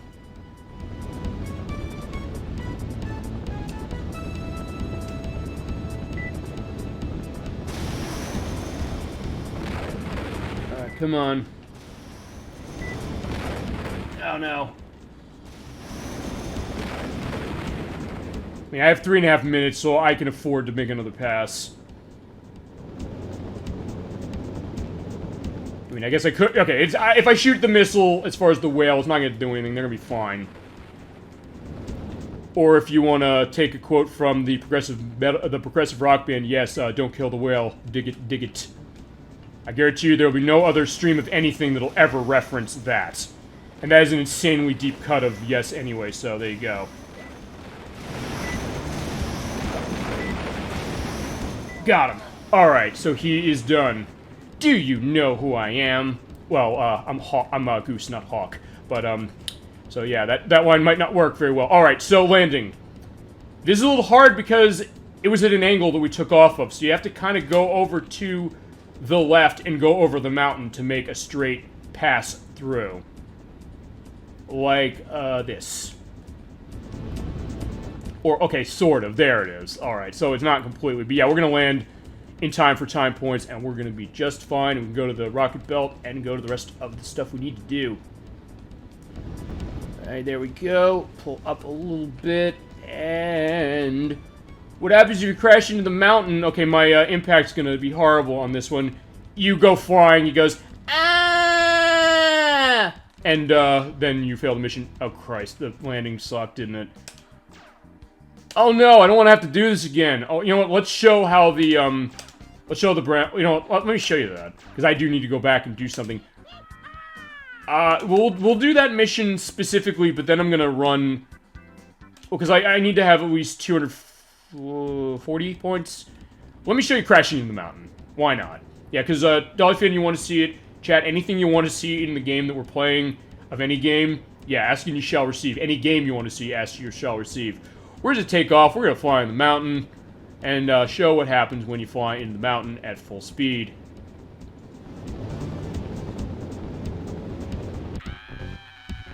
Yeah, you go flying. And then you get... Okay, I've never had that happen before. You get stuck on the side of the mountain. Also, you can't see the replay on some missions. The Mecha Hawk ones in particular. So, there we go. Alright. Let me think which one I want to do. Because I need 13 points off of something. You know, let's do Balloon Rush. Since I have Goose out and I have better handling, maybe I can get this one to run a little better. And that's the other thing you can do. It's like, wait a minute, I want to get a silver medal and everything. I don't want to kill Mecha Hawk again, because I screwed up the landing, and I don't want to do that again. So, I have the ability to say, like, let me try and get one of the other missions going well.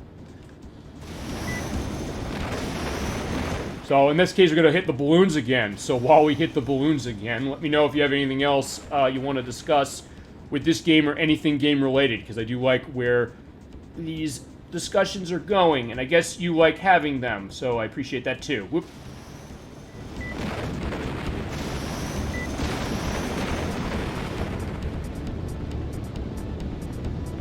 We do get the nice night sky, and I love that. I love that atmosphere for sure for this game. If I have not mentioned that probably multiple times at this point. Ooh.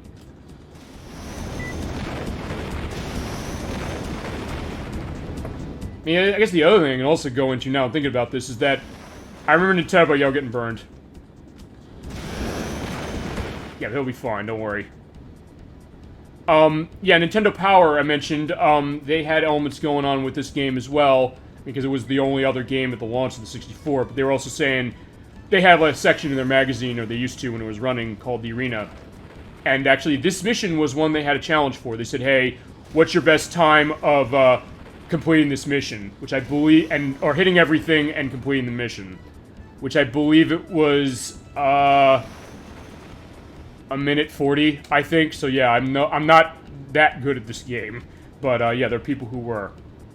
For that or many other games, and that was, of course, back in the days before you had the ability to prove to people that, hey, you did something with a video like this, say. So you had to take a picture of your television, and that was before the days of digital cameras, and you're taking a picture of a CRT screen, and you have to have your console in the picture so they know you're not lying. So, yeah. Interesting perspective as far as that. Yeah. Alright, this is gonna be... Yeah, I don't know if I'm gonna make this in time. If not, I might go and do the Mecha Hawk again. Or maybe I'm just coming in too hot on this one. Please, please, please, let me land without hitting too hard. Yeah, that bounce is gonna hurt me. And actually, I'm going off, so this is gonna be terrible. Yeah, but I'll show at least this off, though. Or, okay, no. It still is within the line of that. Okay, never mind.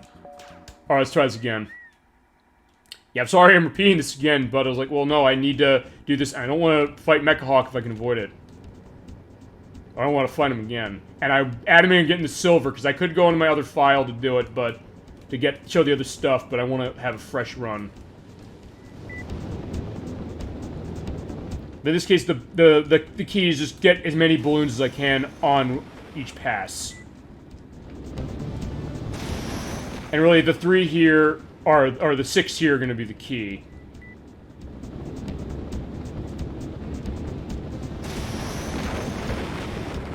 Alright, fine, I'm getting 3 one way or another, at least. Yeah, sometimes maybe it's just easier to hit him with the missile. So yeah, you have a choice as far as you want to handle it. Yeah, unfortunately, I just missed that one.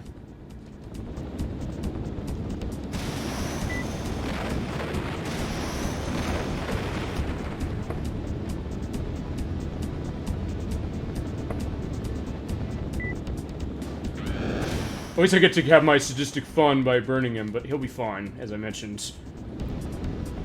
And I wonder, I guess, why he'll be fine, but whatever, he'll live.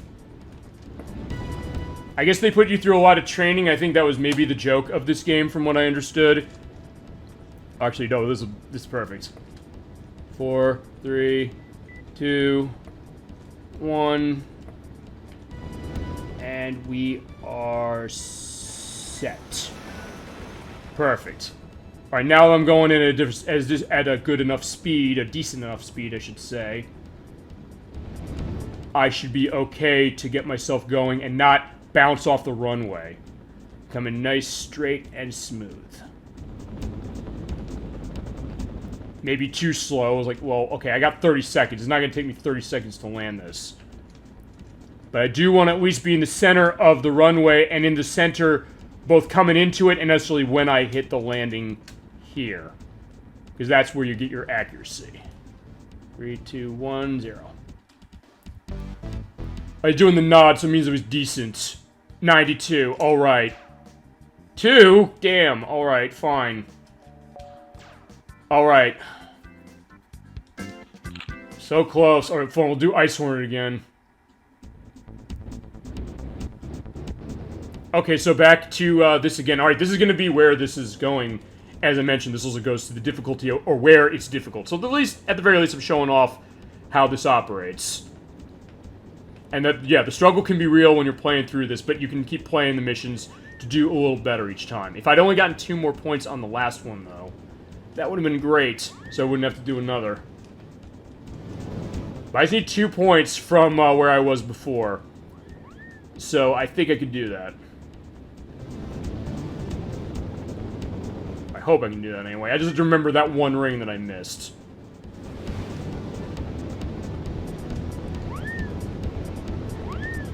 Okay, that was close. I thought I was just going to miss that, because the rings turn, and yeah, if you're not at the right angle, you're going to miss it, but I just barely got that. And I guess that white, orb up there, I guess it's nothing. I guess there's no, no white ring up there, unless I'm forgetting that. You get to enjoy more of the atmosphere and more of this great music. A nice variety of the music, because as I mentioned, some of it sounds very relaxing, but some of it's a little more pumped up like this. Alright, I'll remember over there on the right where that other ring is, because that's an optional ring, so I can get it this time. Or no, it's not. Hang on. Oh, it's the one on the glacier. Oh no. Alright, just got that. Alright, now go to the right. And go up. Perfect. Alright, so it all worked out. Assuming I can get this. Yeah, but it's hard to get that because it's spinning around like crazy.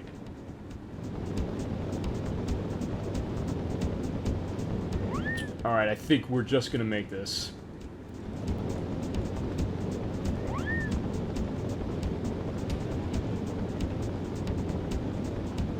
Oh, no. Yeah, okay, I didn't mean to shoot the missile, but I was like, yeah, fine. Okay, yeah, this is the last one, I think. Or it's either the last one or one of the last ones. Okay, no, that's the last one. You know what, I think well, you know what, fine, let's get it.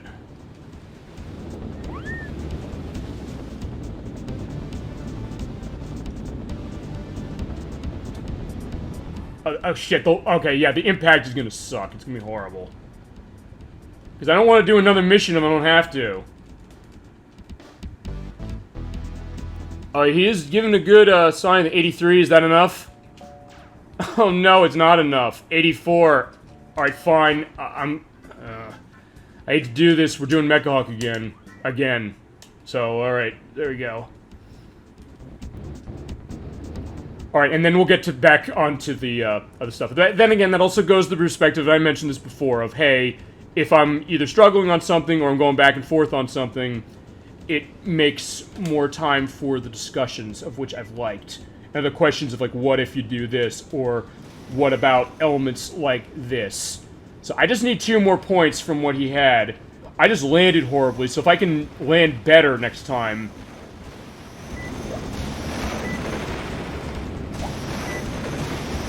Ow. I was hoping I'd get 2, but yeah, there you go. Well, you know the drill. You've seen this. So, just gotta take care of him this time. Just get 2 more points from what I got, and I'll be set. Because the stuff with the rocket belt's gonna be no problem when we get to that. Oh yeah, he also will go under the water, so I'm glad I showed that too. Okay, I hit him right in the head. Awesome.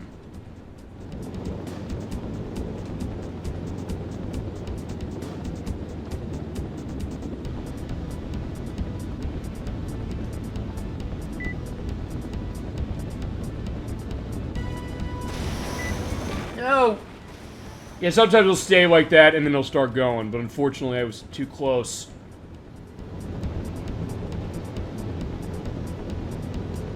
So in some cases this turned out exactly like my first run of this game when I streamed it last year, because I ran the case of getting bronze on the final gyrocopter stuff. No! I know, it's screw it, we're hitting the water. Alright, we're doing it this time. I just need 64 points. Fitting, we're playing a Nintendo 64 game. There you go. I swear I don't plan this. Actually, no, well, the joke is I planned this show, I swear to God, but that one I didn't. Alright. And this will be the last time we see the gyrocopter. At this point, I'm thinking, like, yeah, I think I need to go another year of not playing this game after some of the struggles, but I still love this game, and I still love the idea of the gyrocopter as it is. Just because it's so cool, and there are not a whole lot of games, really, at the time that had something like this. Stop swimming. Oh, that's perfect. That's what I want to get. You get him running away like that, if I can hit him again... Okay, I failed to do that. When you get him running away from you, you can hit him multiple times. If you're going to get time points on this, you want to get as few passes on him as you can. Maybe I'm just braking too much, because then when I get in front of him, it's like, wait a second. Okay, yeah, when he goes under, by the way, then he'll start looking at you. Perfect, 2 shots, alright. So I can do that one more time. I'm feeling good about this.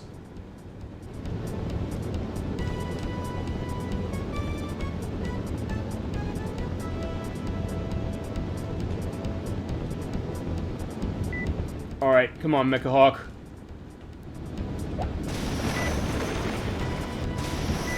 Got him! Perfect! Awesome. That is how you take him out. And now let's make the landing and do it right. And I have more than enough time, so we're going to be in great shape. I just have to land better this time, that's all. As long as I get 64 points or more, we'll be set. Just come in straight on the runway and don't hit it too hard.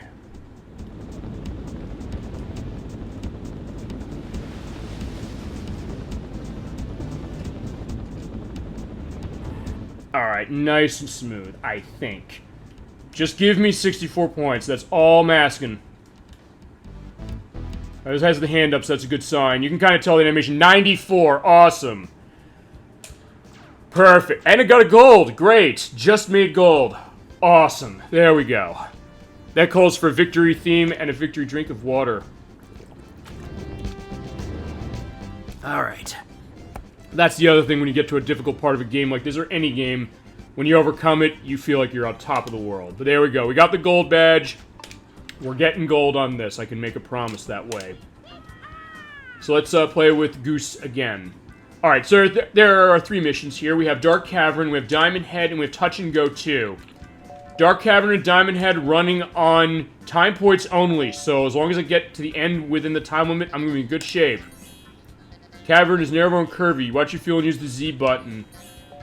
You have to fly through the cavern as quickly as possible and hit the goal ring at the end. Get there in 2 minutes and get 100 points. But don't hit the walls or get point deductions. So yeah, we're going through the cave.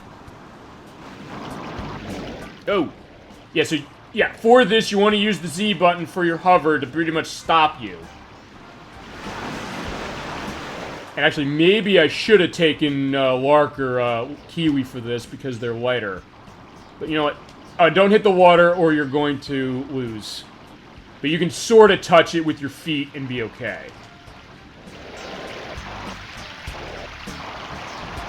No.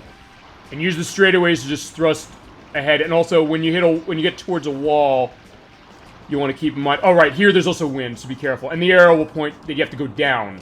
And that's where we're saying hit R to look down. Ooh, stop, stop, stop. Hit R. Go down this way, boom, boom, boom, and let myself fall. But don't fall too much, otherwise, alright, where is the way out? Yeah, it's this way. It does... Again, this is the dark, graphic thing. Oh, I am... Wait, where the hell am I? Oh, yeah, it also will put the camera on you. You know what, I'm losing enough points already. Oh, okay, that was it. Okay, I think I went the wrong way. No, let myself die. At least I got to show that, because sometimes the camera will adjust itself specifically when you're close to the walls. It's kind of random when it happens. But alright, let's try this again. I think you just pretty much follow the water. So in that case, yeah, the dark cavern, as far as my television is concerned, the light is helping a little as far as this, but also following the water will help. Just do that and we good.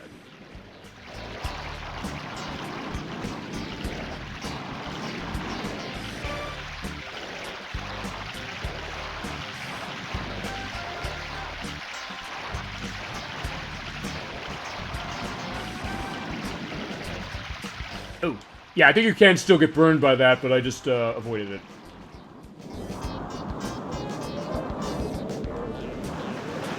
Alright, so let's try this again. Go down and follow where the water is.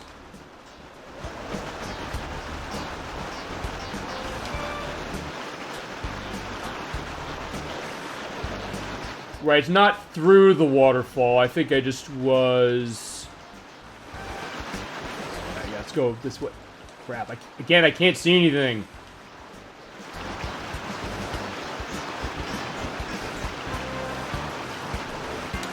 Alright, there's just the camera again.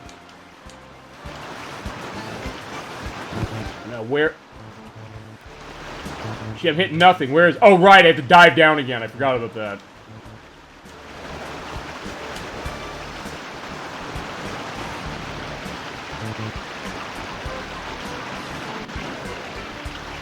Yeah, let's see. Depending on how many points I got deducted on this, I might do this again. There you go. But I got tons of point deductions Oh, Christ, I got 18, because it would have been perfect otherwise. But yeah, we're doing this again. I forgot you have to go down twice. You go down the once, you go to the end, and then you look down again, and you see it. Oh, you know what? Yeah, I'm not taking that. We're doing 100%. I'm adamant. No, we don't want to show that.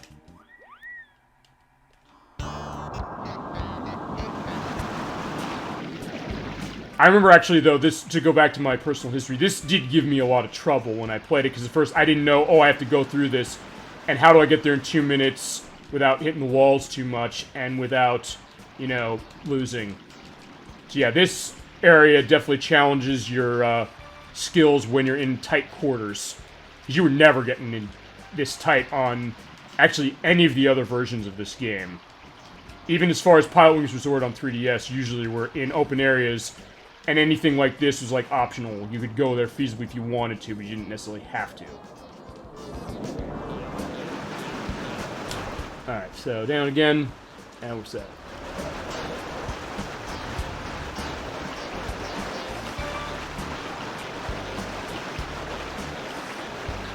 Where is it?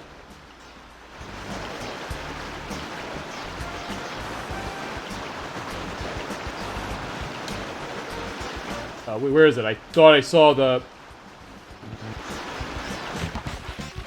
You know what? You know what? I'll take the points I had. It's fine. Yeah, we'll do Diamond Head.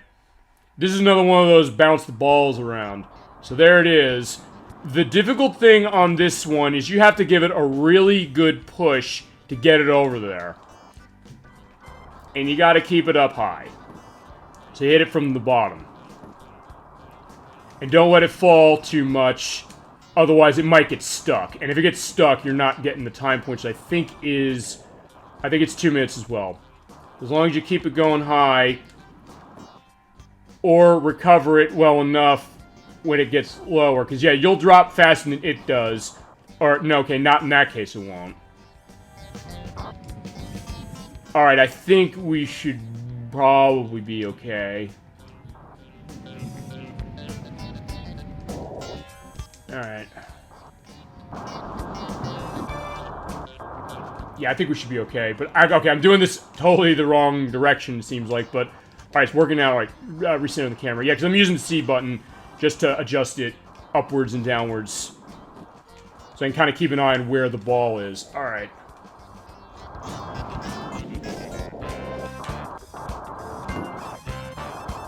Just gotta get over here and push it to the right. Where is it? There we go. Just give it a nice push and we're good. Or, to go into the music quotes, just a little push and you'll be smiling. Got him. That should be 100. There we go, it is. And the last mission, by the way, is touching it. One thing I will show off, though, is the hint on Diamond Head, which is first supposed to be important because there's wind there. So, bring it in without touching the ground. It's 2 minutes, alright.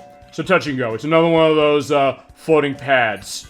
Every time I land on the landing point, or the floating pads as it is, they're wrong about that, your fuel will be slightly replenished.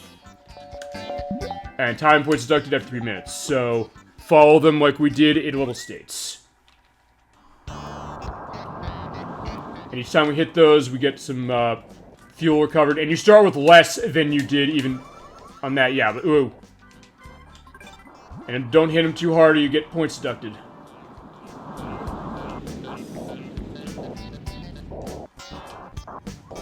Nope.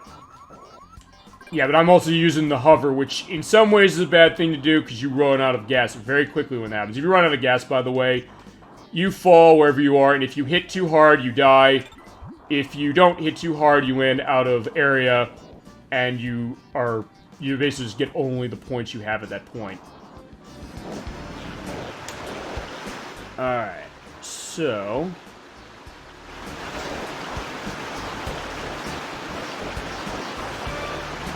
Got it. Yeah, not too much more to say, honestly, at this point with this stuff, but that'll change in a few minutes.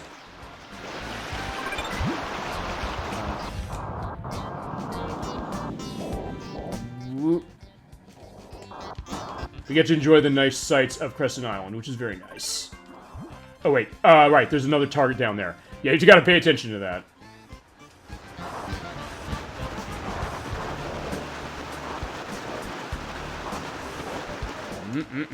Okay, got it.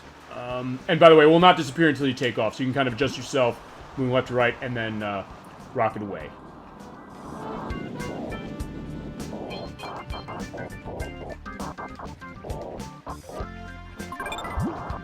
Actually, yeah, you're kind of going back into the cave we just came out of, or that I barely came out of.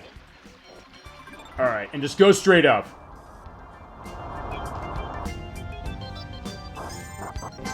Yeah, I think this is the last one. And it's 3 minutes for the time points, so we're going to be in good shape. I think that, yeah, that was the last one. Okay. And the target is a little smaller, so be cognizant of that.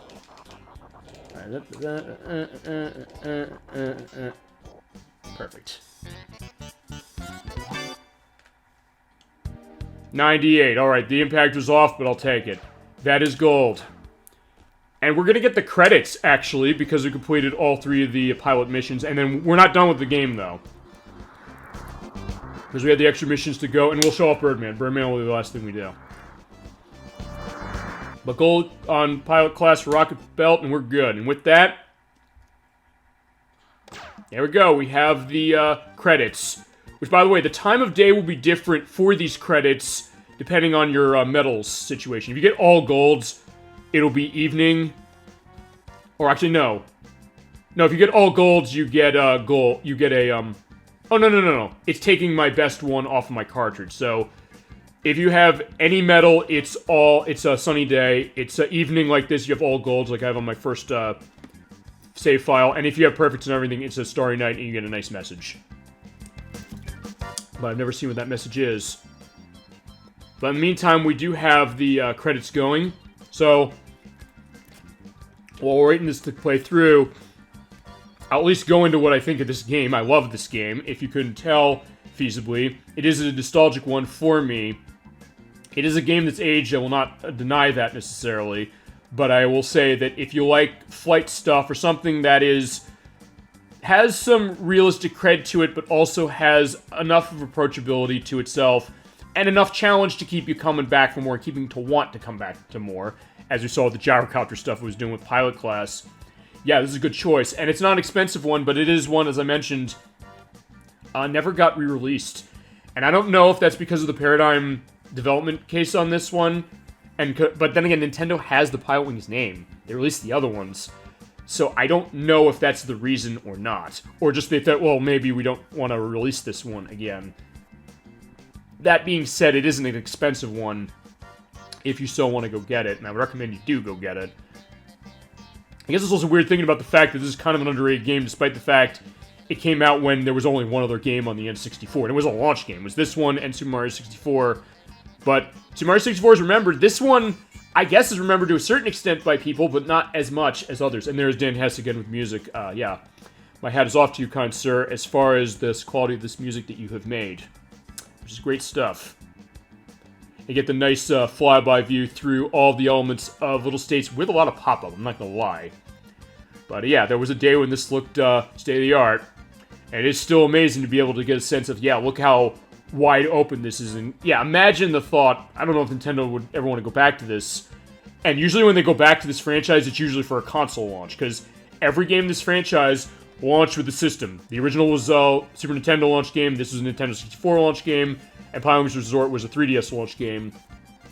I don't know if Nintendo want to go back to this, but I'd like to, just because I could imagine like an open thing like this. I mean, we're kind of seeing that with the new Flight Simulator that came out last year on PC, and actually just came out on Xbox Series X now. I can imagine like an open thing like that with the Pilotwings concept. That would be great, although I don't know if Nintendo could rationalize that feasibly. Also, we are coming up to, yeah, you're going to see this pop into, we're in Seattle with the Space Needle there, but it'll show. And yeah, there's the Mario Club staff and product testing for Nintendo America. Yeah, Shigeru Miyamoto, as you mentioned, Dolly Finn, was the producer on this game. And as I mentioned, he was also involved with the first one on Super Nintendo and the 3DS game. And Hiroshi Yamauchi was the executive producer on a lot of Nintendo stuff at the time as well. There you go, there it is. And we still got a little more of this game to go, because we have 3 extra missions, and we have... Or 3 extra vehicles, I should say. And 3 missions for each of them, and then the Birdman stuff. There you go. And with that, you come back to the title screen, but we are going to go back to Start Game and go into the file again and look at the other missions we have. Alright, so by getting silvers or better on each of the classes, you get extra games. You get Cannonball, you get Skydiving with Jumble Hop. We're doing Jumble Hopper last because that's the best one. We're doing Cannonball first. You're getting shot out of a cannon, and this is hilarious. Lark and Kiwi are the lightest. They're affected by wind. You usually don't want to take them. Goose and Nib are some in the middle. You want Hawk and or Robin, so take Robin. Oh, yeah. And this is where things are going to get hilarious. The challenge for the cannon is you have 3 targets you get to shoot at, and you get 3 shots each. And they'll give you a perspective of how to take wind into consideration into shooting. You're basically just aiming the cannon and shooting, basically. And your scoring is you have to hit in the center or close to the center of the target for each of the 4 targets they give you. I said 3, I was wrong, it's 4. To get 100 points. It adds up to 100 points, and you're all set. And talk about the music. You get this nice carnival music going. It's so nice and peaceful. And there's your power meter over there. You want to hit the A button when it gets up high enough and aim where the target is to get an idea of how to hit the bullseye. You get 3 shots. I think usually you could hit here. And she screams when he gets shot out, which is hilarious. Alright, there's 22. And you get 3 shots, so yeah, it'll take your best shot. I think actually the sweet spot is right here. And then I'm going to show this off. Perfect, bullseye. And Dolly Finn, you're lashing with Air Force Sign. What happens if you crash in a mountain? Well, let me show you what happens if you crash into Mario on Mount Rushmore. So hit right above him. Yeah, he turns into Wario. There you go. So, yeah, Wario is in there as well. And if you hit him again, you also can hit him back and he becomes Mario.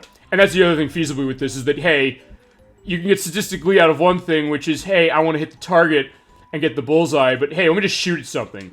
I'm going to try and hit the target at the very least. Or do it better. Alright, so that's pretty bad. That's 8. With this one, the target element is going to be different, and the wind's going to take into account that too, so...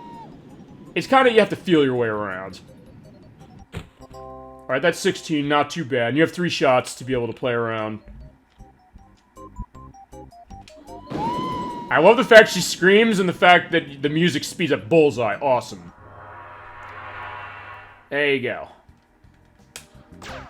And just like with the pilot stuff, or the other 3 vehicles, I want to get...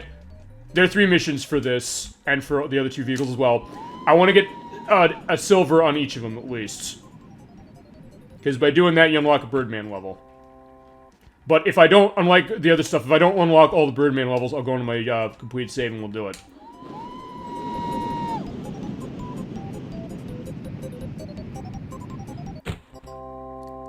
And I think one thing I'll also show what happens when you, well, aside from with Mario, what happens when you miss. Alright.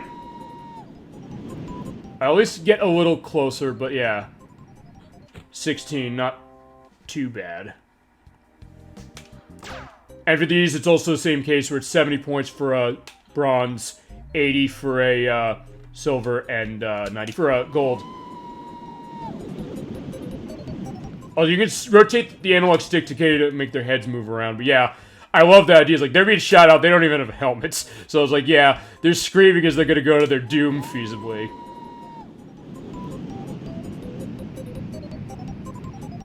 Alright, that's 21.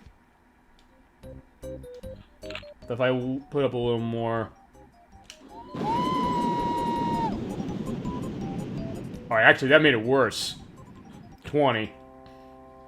And since 21 was my best, takes that, we got a silver. I'll take the silver.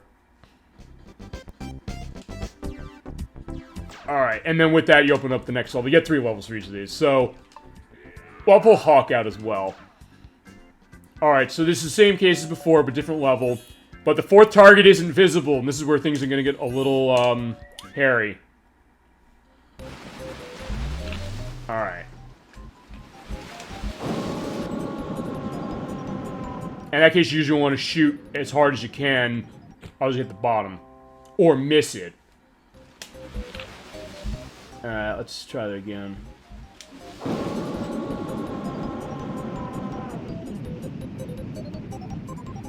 Alright, that's 19. Basically, you kind of want to feel your way around these, honestly. But since you only have 3 shots, you don't have a whole lot of time to get things right. But I think we're going to get... Yeah, right on that one. Bullseye. I do love the gong that plays when you get the bullseye, so that's awesome. It feels very satisfying. Yeah, right there. Sometimes you can't aim the cannon down far enough in order to hit that, so you have to kind of adjust it. And not always hit it high power, because if I hit too hard on that one, I'm going to miss. I mean, I might miss it anyway. Or, okay, I'm just going to make the target. Yeah, 6. So what I'm going to do is I'm going to hit it only half power.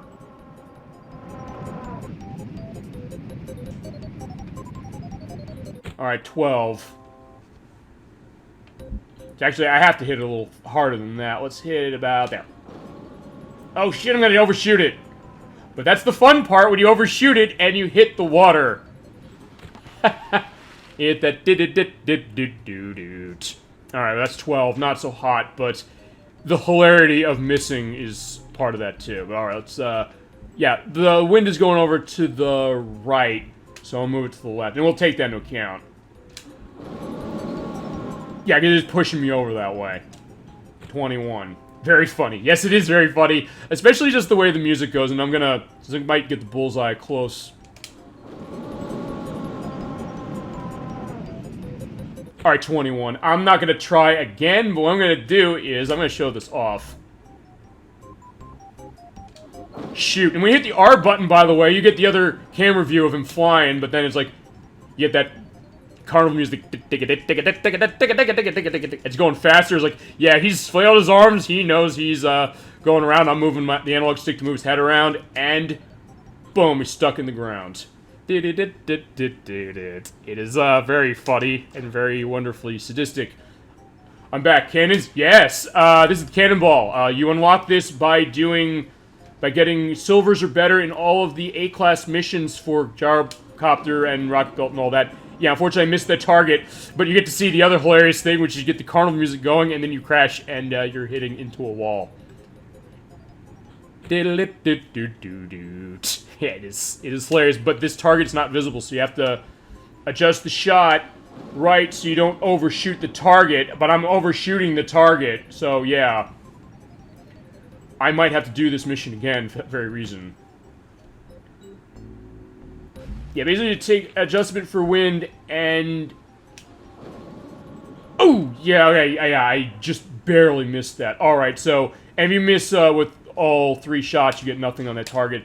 Unfortunately, I need to get, at least a bronze. I'm gonna at least, unlike the other missions, the main ones, if I don't get silvers on all 3 of these things, I'm gonna go into my other save. I believe I could fly fitting, because this came out in 1996, actually around the time Space Jam, the first one, came out.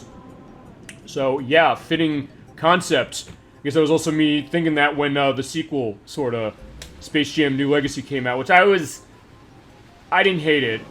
There are a lot of critics who hated that movie, a lot of audiences, I guess, who hated it, but I didn't. My thought was like, hey, it seemed like a great opportunity to do stuff with some of the licenses, but it just kind of left me feeling a little cold. It was okay. It was like, yeah, I like the original better, but hey, the original not necessarily great. But putting that mindset, and yeah, the idea of 1996, so fitting thing with the helmet, I believe, like, yeah, that is kind of the mantra of this game, when you really think about it.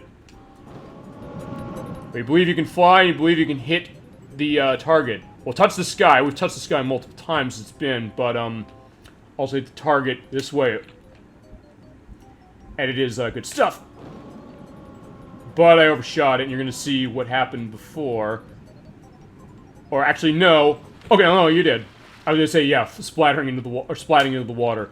Yeah, thankfully, this is not a case where, you know, they're going to get their brains splattered or anything to that. I was saying, though, earlier... Okay, 24 almost. Bullseye is 25. But, I was saying, imagine, like, a concept like this with a ragdoll physics engine. That would be unbelievably great. The idea, like, hey, you land on something, you just go flying. Alright, 23.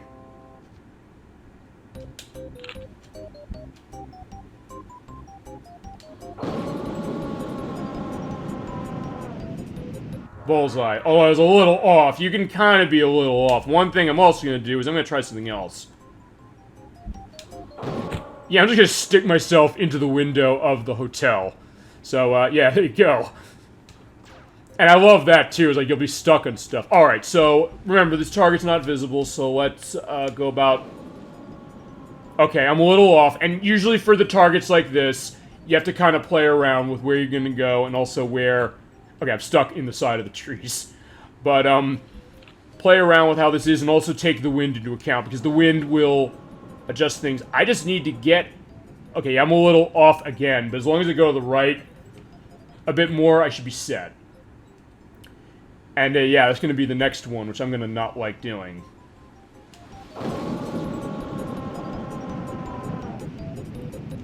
Okay, not so hot, 7. But I'll meddle with that, I think. 79. Okay, I'm off of a silver, but that's fine. By the way, if you get all silvers, at least, on these 3 missions, you unlock another area for Birdman. This was the hardest one for me, for a lot of reasons. You know what? Yeah, I'll pull Robin out again. Alright, this is the Miracle Cannon. This one's tough. Yes, it is tough. Take distance and wind into consideration, get the right angle of power. Keep trying, maybe you'll get a perfect score. No way. Not on this one, because there's 2 targets that you can't see. And you also have to take yourself a little higher. By the way, we're on Everfrost Island, and one other thing to point out is that, whereas for the other, for the main vehicles in this, you went to cross every one of the 4 islands, which were Everfrost, Little States, Crescent Island, and Holiday Island. You don't for these, and for the cannon, we don't go to Holiday Island. But in this case, I just want to finish this one and get a medal. Which is always the hardest one for me. This was, I think, the last thing I ever did with this game as far as completion of it, which is getting a silver, at least, so I could get the Everfrost Island open for Birdman. Yeah, I can't see the target, so you have to kind of go on faith. And shoot at a little bit of a less power, and... Ooh, I just missed it. Alright. Go to the right a little. And sometimes that's what you have to do. You just have to kind of play around with how the power is, get a sense of where the wind is going, and shoot out.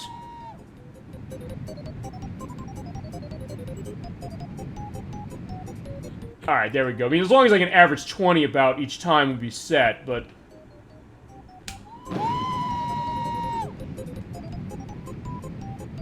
Alright, fine. 21 is a good case. I'm nervous about the last one, though. The third one is not too bad. That's this one. But then you also have to take into account, like, where the angling of everything is. And also, by that, that's another thing I forgot to mention. On any mission, you can also see other pilots flying around other vehicles. You can't hit them, by the way. I don't think there's any way to hit into them. But, yeah, they're flying around. Like, yeah, there's a Lark on the hang glider, I believe. Or Goose on the hang glider. And with that, yeah, I'm just gonna... Okay, no, I'll hit it. They'll be flying around, so it gives this idea of a weird sense of community, almost, to this game. In that, okay, there's these other missions going on feasibly while I'm doing something else. Alright, 18. So if I go a little higher, I should be able to get to 20. And then go full blast. Bullseye. There we go. That will not be happening on the next target, I will tell you that right now. Yeah, because you can't even see this thing. It is so far in the distance, you pretty much have to guess where you're going. And it is kind of far, so I have to shoot that way and pay attention to that by hitting the C button to see if I go down and hit it. And wow, it's going to be a miracle if I hit this thing my first run. Okay, there we go. That is the way I play this game. Yeah, not hitting it the first time, because, yeah, this is hard. I think you hit it about 75% of the way, and hit. As long as I hit the target, that's all I want to see. I was hitting R, by the way. It is, yeah. Oh my god, I'm gonna get a Okay, I'm not gonna bullseye. 19. Okay, perfect. Or, that's good anyway. Let's go to the right a little. Okay, that might be too much. You know, let's use the other camera angles. Like, he just shows them in a, thing for that. Going, we'll see where I land. Or, okay, we'll get a preview where I'm landing. Oh my god, I'm gonna get a bullseye on this. Okay, 23. That was great, thank you. I'm amazed it went that well. 89. Alright, silver. And 1 point off of silver. Maybe I should go back and do that, but you know what? Nah, I don't think I will. We're gonna do something else. Look, first, you mentioned you have experience with the Super Nintendo version. This is gonna look a little familiar then. We're doing skydiving. For skydiving, the way you want to do this is that Goose and Ibis tend to move the best. And I think that, I think it's Lark and Kiwi. Okay, they... You know what, I don't remember how this is. Usually I take Goose or Ibis out. Let's take Ibis. But this is going to be a little different than what it was on Super Nintendo, because they take you up in the cloud cover and you go through rings. Not this one. You have your other wingmates, your other characters around. You have to complete a formation with them, and you're doing flaring, which is on the A button, which is right here. And you open your parachute later, but there's an exploit that you can use to pretty much guarantee yourself a perfect landing. Alright, so... And the map is, yeah, you're all the way up here, and the landing point's down there. There's two parts to this, and I love this piece of music, too. Alright, here we go. You're in the cloud cover. And we hit 1,100 meters above sea level. You're set, so you want to flare, hold the position by feathering the flare button, and get in the formation with your other characters. By the way, other interesting thing to point out is that if I'm playing as a male character, all the other female characters will be in the formation. And in this case, is Ibis, the female character. The other guy, all the other males are here. So, there you go. You get this wonderfully jazzy piece of music here. And the idea is you want to make 5 formations with them, which are 10 points a pop before you hit the sea level, which is 1,100. Or break the cloud cover. There you go. And they'll get a little more difficult. They'll give you a perspective where you have to go, but here's the other thing, is that when you have the hold position, if you get out of it, the outline goes away. But in this case, it was good enough for that. Alright, you can keep diving down. You'll hit the B button to do the flip like that, and you hit it quickly like this, or tap it, and boom, there you go. And kind of even do it backwards. But when you hit 1,100, you're good. And now you gotta land on the target. Now here you can hit the B button to open the chute the way it worked on Super Nintendo, and yeah, here's something you couldn't do on the Super Nintendo version, I know, because the first time I played it, I tried this. Dive towards the target, and as soon as you hit it, or right before you're going to hit it, hit the B button. The game will not consider that a problem with the impact, assuming you hit it in time. Let's go, and boom! So let's see where I landed. That's pretty exhilarating. 89. Alright, fine. You will sort of get docked for the landing impact a little bit, but in that case, I was actually a little too early when I landed. I've gotten perfect scores on this by doing that. Alright, so that's level 1, and level 2, we're going to be going over... Yeah, it's Crescent Island, I think it's Holiday Island, and then it's Everfrost Island. Little stations not represented for skydiving. So you're not skydiving across America, which is unfortunately a missed opportunity.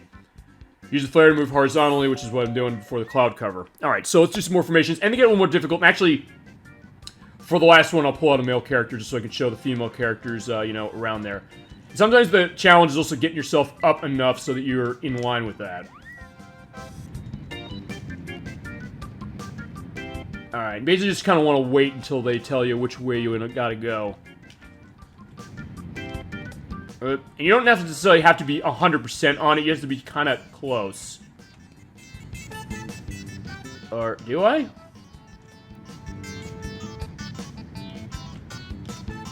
There you go.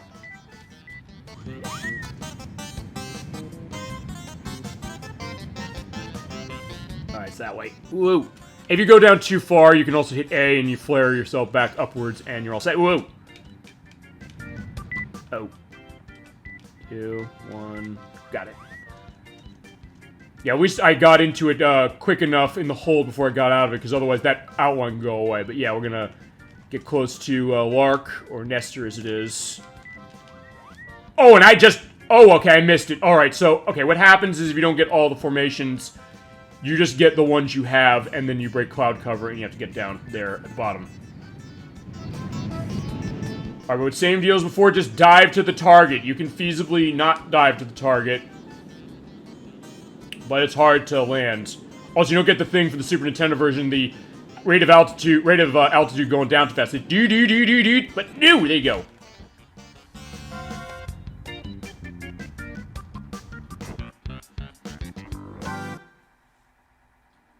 $81. Alright, I'll take it for the purpose of that. And lastly, we gotta land in Everfrost Island. We're gonna take out... Yeah, take Goose out. Alright, so same deal as before. Memorize the formations, smooth move will make them easy to complete. Or just do them quickly. That's kind of the idea. But there is, Ibis, Robin, and Kiwi there. As opposed to Hawk, Lark, and Goose from before.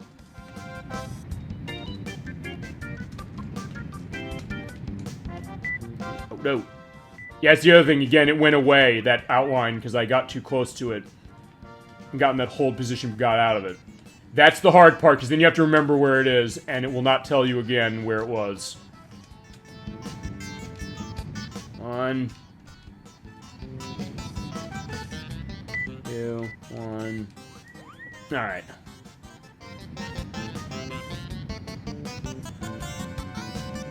Yeah, sometimes you gotta turn yourself around to get in place.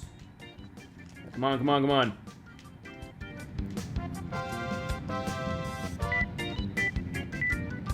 Yeah, I might not get this last one. This is gonna be close. Yeah, I'm not. Yeah, because if you don't get them all before you break 1,100 meters above sea level, you're not getting them. Also, the target's a little closer here, so that's the other thing to keep in mind.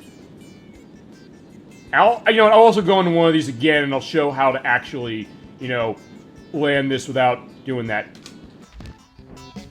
But that's usually what I always do. When I found out, oh, that works, we'll do that. Okay. 79. Alright, that's, bronze. I'll do one more just to go down and to show actually using the parachute, and then we're going on Jumble Hopper. And then we'll go to my, completed save. We'll look at Birdman. Alright, so, yeah, screw you girls. I gotta go. And, yeah, you do go down faster when you just do the dive. That's if you don't want to go for the points for some reason. But, yeah, you want to go for the points. At this point, yeah, we're just diving down. It is pretty exhilarating to get to that. Kind of like it was on the Super Nintendo game, although unlike that one, as mentioned, you don't have the rate of descent too great, and you also don't have the helicopter taking you up. At some point, I do have to show the Super Nintendo version off for sure, though. Alright, fine. So let's show actually landing. Yeah, and you can put the camera around, so the purpose of landing, but yeah. And you do have flaring on A button, so when you do that, you can kind of get a sense of like where you need to land. I might miss the target, honestly. Or, okay, maybe not. So you kind of want to circle around, again, kind of like the Super Nintendo game, although, as I mentioned, on the Super Nintendo, you can't necessarily get away with doing what I always was doing, just dive into the target. Also, it doesn't work the same where you pull back and forth on, in this case, the analog stick to make it. You have to use the A button to adjust that. Actually... Okay, it does do the same thing as the Super Nintendo game, though, where if you hold the flare too much, you start dropping a little quicker. Or a lot quicker, as it is. So in that case, it's similar. Actually, I've never actually landed like this specifically before. Let's see. Oh, right, if you land too fast, you're gonna splatter. I mean, I hit the target somehow. Yeah. Basically face first, but alright, fair enough. Alright. Now, before we do Birdman, and that'll be the, okay, before we do Birdman, we'll go and do the Hidden Stars, and then we'll do full Birdman experience. Do the Jumble Hopper. This is the moon boots. Remember those things from the 80s and 90s? If you ever got one of those things, you realize, hey, they don't tend to work as well as they looked like they would. But yeah, you can jump on moon boots this way, and they're amazing, and the piece of music is amazing on here, too. As far as character you want to choose, Goose and Ibis don't jump very far. They'll fall quicker than Lark and Kiwi, who are in the air longer. But for this first mission, you have to pick Goose or Ibis, or feasibly Hawk or Robin. Because if you're going to get to the end, you have to have that fast falling. Jump to the goal. Hop to it. Your first jump's important, and then go for long and short jumps. Yeah, you go to that goal over there, and that's all you're scored on, by the way. But you have time points. You have to do this in 15 seconds to get 100%. And your controls are here, just moving left and right and jumping. Basically, just hold forward and hit A. Pretty much. Here we go. And you get this great piece of music. Enjoy this. I love this piece of music so much. Yeah, and there you go. You can kind of go that way, so you don't hit the water. If you hit the water, you get time points deducted, so do not do that. I just made it. That's 100%. Perfect. Alright. And you have to be Goose or Ibis or Hawk or Robin for this one. But for the next one, we're going to be using Kiwi. Who I usually is using for this anyway. Now, we're on Crescent Island doing this, and yeah, you can kind of gauge where you want to go. And honestly, that's the interesting thing about the Jumble Hopper missions, which is, alright, that's where you start. The target's over here. They usually put it pretty far away. So you have to kind of get a sense of, alright, what's the best way to get there? I could feasibly go all the way around to get there, but I won't get there in time, because it's a 1.5 minute aspect for the time. Also, it's this wonderful night thing for this. And yeah, in this case, Kiwi jumps very high. But oh yeah, also the other thing is, yeah, if you don't hit something right, you'll slide down the mountain. And you know what, I'm gonna start over again. Just for that very reason. Because I just started anyway. And sometimes she'll do the flip like that, and I do love that. And I love the fact that I get to show off. I think it's random when that happens. I don't think there's a way to manipulate that. At least I don't think there is. But Chad, if you know if there's a way to manipulate it, tell me, because I'd love to see that. You can also jump backwards feasibly, and you can also do a backflip feasibly at some point. You also go in first person to do the jump this way, and it's a pretty good height doing this. Yeah, but if you keep hitting wrong, that's not going to be good, and you'll go down the mountain. But you'll never get yourself killed. She won't... Oh, yeah.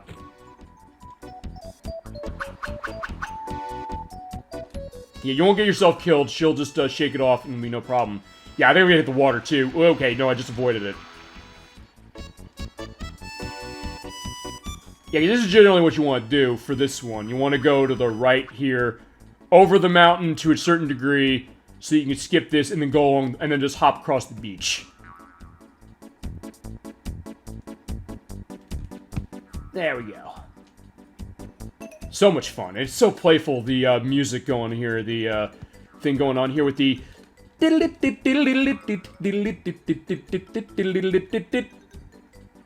But yeah, you can definitely make some nice jumps on that and hit the road, although I'm not hitting for time points, but that's fine. Actually, the next one's going to be a much better case of that.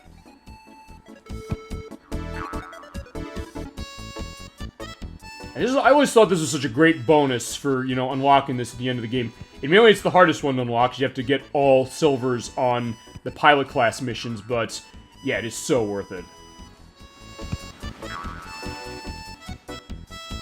Alright, made it to the goal. I think I got docked time points, though. Yeah, I did. 85. Or 15, but yeah, not too bad. But there we go. We got Jumble Hopper set. And then the last one. We get to go to Little States, and it's amazing. We'll stick with Kiwi for this. Yeah, I have to go up to the goal area. Go east. This is long, and you have a lot of ways you can go, because I believe Little States is the biggest area you can go to. Where you're starting in Los Angeles or in Hollywood, you have to go all the way over here, across the land, past the Hoover Dam, there's Cape Canaveral, over to Washington, D.C., right there. So we're making the jump. So how to do this, hold left when you start, and then press forward. Or, oh, okay, no, my mistake. I went the wrong way, so we're starting over. I meant press forward. Okay, no, you're just going straight. I was thinking ahead. There you go. And with Kiwi or Lark as well, if you want to play with him, you will make that jump, as long as you just keep pressing forward to make it. You just go on the side like this and enjoy the nice American countryside. It is very nice to be seeing that. And with this terrifically playful music, again, I love it so much. This might be my favorite piece of music in the soundtrack, which is saying quite a lot, because I love this soundtrack so much. I mean, I have the soundtrack on my iPod. That's how much I love this music so much. Or that's how much I love this music, I should say. But I love it that much that I'm kind of tripping over my words. But I'm not gonna make that. But as long as you hit quickly and, you know, get up. I mean, you can't control how quickly you get up, but as long as... Uh-oh. Alright, I guess we're hitting the Hoover Dam. Oh! Oh, wow, I just barely missed that. But, alright, I'm hitting the water. So, at least I get to show this. If you hit the water, you get points deducted. So, fine, I'm gonna take a point hit on this. Yeah, so I'm gonna be out at least 8 points. Now, we're gonna go across the desert through the Grand Canyon. So, I guess we went to the Hoover Dam, the Grand Canyon, and we're just going across the American countryside. I don't know necessarily what this area is supposed to be themed after. I don't know, maybe like Middle America, perhaps? I don't know. I mean, I guess it is little states. It's kind of a reduced version of the actual United States as it was. But yeah, there is St. Louis again. There's the flip again. Okay, I don't want to hit the water. Don't hit the water! Okay, unfortunately I hit the water. Alright, I just missed that. Also, we're gonna see Missy the Monster over there. She is over to the left. Yeah, actually, we heard her make that noise. And the Not Sitco gas station over there. But we don't need it because we're running on moon boots as they are. And jump over here. There, past the nuclear plant. So I guess, I don't know, maybe they did have the Simpsons on their mind going back to the discussions we had bringing that up. Who knows? And then over to Washington, D.C., where we have the Washington Monument. I believe it's in front of the White House. I think that's what that is. Ooh, over on the left. Or the Capitol. Oh, wait. Okay, so I overjumped a little. Whoa. And time points is 2:30, so, yeah, okay. I'm gonna have to bounce back a little bit. Oh. You know what? The other thing else I could do is just... Yeah, if you don't jump, by the way, or don't press the direction, you'll jump up. There we go. Alright, so I'm getting docked a little bit, but we'll see how this turns out. 86. Okay, not bad. Or 96, along with the deductions I got. Okay, so at least all silver's on that. So we unlocked Birdman for little states here. And at least I got to show one of those things. And 1 point off on each of these, but we're not going back there again. Before we end, because we're almost at the end of the game, we're going to go... I'll do all the Birdman levels a little bit. But what I'm going to do is I'm going to show off the hidden stars. Because I didn't show this off when we played last year, when I streamed this last year. And then that'll be in the game. Probably about 20 minutes about. These are hidden things. Actually, this will take us to Birdman actually quicker, so maybe I should just do it this way. Okay, I'll do it this way, but then I'll also do the actual Birdman stuff, because there's a difference between when you find it this way. So you go out here to the cove. See this star there? Yeah, Super Mario 64 was not the only game on the Nintendo 64's launch that had a hidden power star. You hit this. You're transported to this area with Birdman. And how Birdman works, by the way, is you fly around on wings. Hit the A button to flap them. Hit the B button to get yourself into a position of going like this. And there's wonderfully sultry music. I'll come back to that point for sure. Just fly around freely anywhere you want. Or you can feasibly just fly and hit into something, which I think I'm going to do. Woo.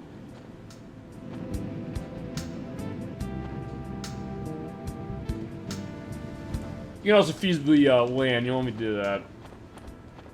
There's no real point to it. As I said, this is just a free flight mode. That's the idea of what Birdman is.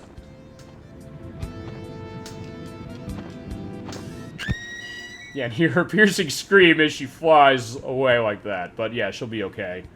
Oh no, you crashed. I love this. Oh, I'm glad you love it. I'm glad you love seeing this game and seeing all of the elements of it, because this is definitely a game I have a lot of fun with as well, and also showing off. Let's see. Who have we not heard screaming yet? Okay, that seems like a weird sentence out of context, but it's like, alright, fine, this is what we're gonna do. Alright, so the star here is, let's do touch and go. Alright, Alright, so like before, we're gonna bypass this. We're gonna go to the gas station and get more fuel. As we go past Seattle. I have to get this. I'm glad that I guess I've inspired you to play this game or get this game.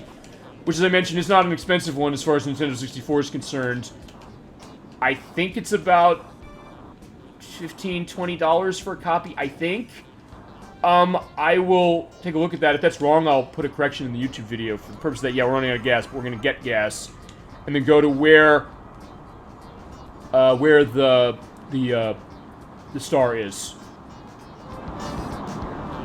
The only thing feasible I could do is have not taken the warp for this, but it's like, yeah, this is quicker. Alright, so let's go get gas. That's fine with the point deductions, I don't care. You just gotta get close to the gas pumps and you're all set. Alright, I went to Washington, D.C. as I mentioned, but a little over the horizon from Washington, D.C. That you're pretty close to it, honestly, as far as this, because it is a truncated element. As far as the United States for little states, is New York City. And go to Central Park where you're going to find the hidden star. In fact, there it is. There is, I think, the Brooklyn Bridge. There is the Statue of Liberty, which, by the way, I guess I can show that. You're tired, you're huddled, your masses, and get burned in the flames. There you go. So there is the Statue of Liberty, but top of that would go through time. There's the United Nations. There is the World Trade Center. It is worth pointing that out. So, I mean, that has to be pointed out. That's also why I'm doing this game this week and not next week, because I understand that. We find the star there in Central Park. It's much smaller than actual Central Park, but Little States, so fair enough. There we go. Get the star, and you're in Little States, flying around America with Bird. And it is good stuff to be able to do that. And we'll come back here. This will probably be where we'll go as far as the last bird thing. We're going to crash into the ground in the farmlands.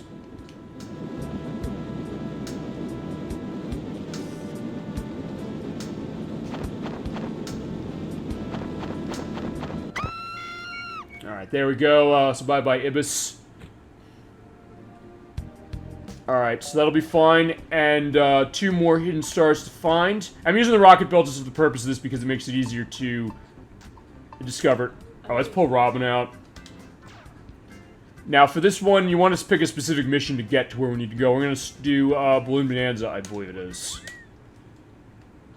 Yeah, go to the left instead of the right. And this is the other thing also I get to show off too, which is, yeah, you know what? I don't have to do the task. I mean, we already did it. You saw all the tasks being done. So we can just fly around and do whatever we want.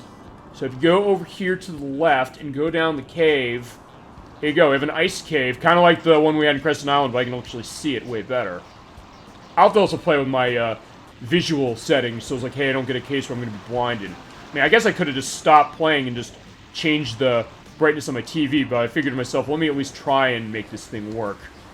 Alright, so go down here like this, and there's the star right there. Whoa! I don't want to hit the water. And now here we are in the snowy mountains. Into the glaciers. I guess into the glaciers we'll go. Although here's the other thing also about these missions with Birdman. I don't think there's a difference as far as like wind and things depending on the character, but alright. Alright, so Robin is flying like a robin and falling feasibly like one. Alright, and one more, and then we'll go to actual dedicated Birdman stage, because there is a little bit of difference. Let's pull Hawk out. So for Crescent Island, you want to start at Dark Cavern to find this, as far as where to go closest. Go to the left. Go down the cove here, and there's going to be another cave which has a star in it. Actually, wait, there is one other thing I do want to show off. I forgot to show that off on Holiday Island. I just was remembering that. And the trigger to that was the word cave. Keep flying, and once you go past here, by these rocks, here's another cave, and there it is. Whoa, whoa, whoa, whoa. Just feather it a little bit, and go in. By the way, this does take you away from the rocket belt, as you noticed, and you're just flying around with Birdman, but there you go. Okay, so then what will happen is we'll go into Holiday Island with the rocket belt again, and then we'll do Birdman. Actually, we'll show Birdman off a little bit for everywhere, sorta. I'll explain how that works. But there he goes. Oh, no. Well, actually, that is the replay. I guess I could show the replay. You know, I'll show the replay when we do that. But quickly, just going to go back here. Let's take Clark out. This is more of an Easter egg than anything else. But we're going to go back to the mission. Yeah, because you go over to where these lakes are. Well, pond, anyway. Go to this cave. And don't hit the water.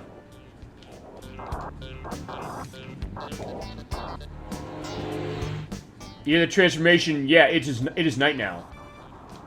So you can come here, and you can go into the side of that, and it's nighttime. And go out down a nice carnival over here. And we'll try and see if I can't land on the Ferris wheel. Yeah, there you go. Yeah, Lark is taking a nice visit to the carnival, which doesn't have cars parked here. You're hitting over on the carousel that way. In fact, I will show the replay for the purpose of this. Just the purpose of this is, although, yeah, the way the camera's blocked, yeah, I don't think I'm going to be seeing anything. Oh, right, I was on top of that. Boom, there we go. And there is the carousel. All set while I'm spinning around. Alright, so last thing we're going to do is we're going to go to my completed save file with, I guess, better stuff than I had there, where I have golds on everything. I have golds on everything here. In this case, I have all the Birdman areas unlocked, yeah. Yeah, I got perfects on all of the Jumble Hopper and Skydiving stuff. All the beginner class, all the A class, and pilot for the Rocket Belt. Alright, so let's take a look at Birdman a little bit. I'm not going to do all of these missions, but I'm going to show a couple things, because you can, when you come into Birdman, this is just for fun, and it says in the hint there's no test for this, just fly like a bird. And the controls on this are just controlling, you can take pictures when you come in this way, so that's the reason why we're playing it this way here. Flapping the winds on the A button, and braking and hover on the B button.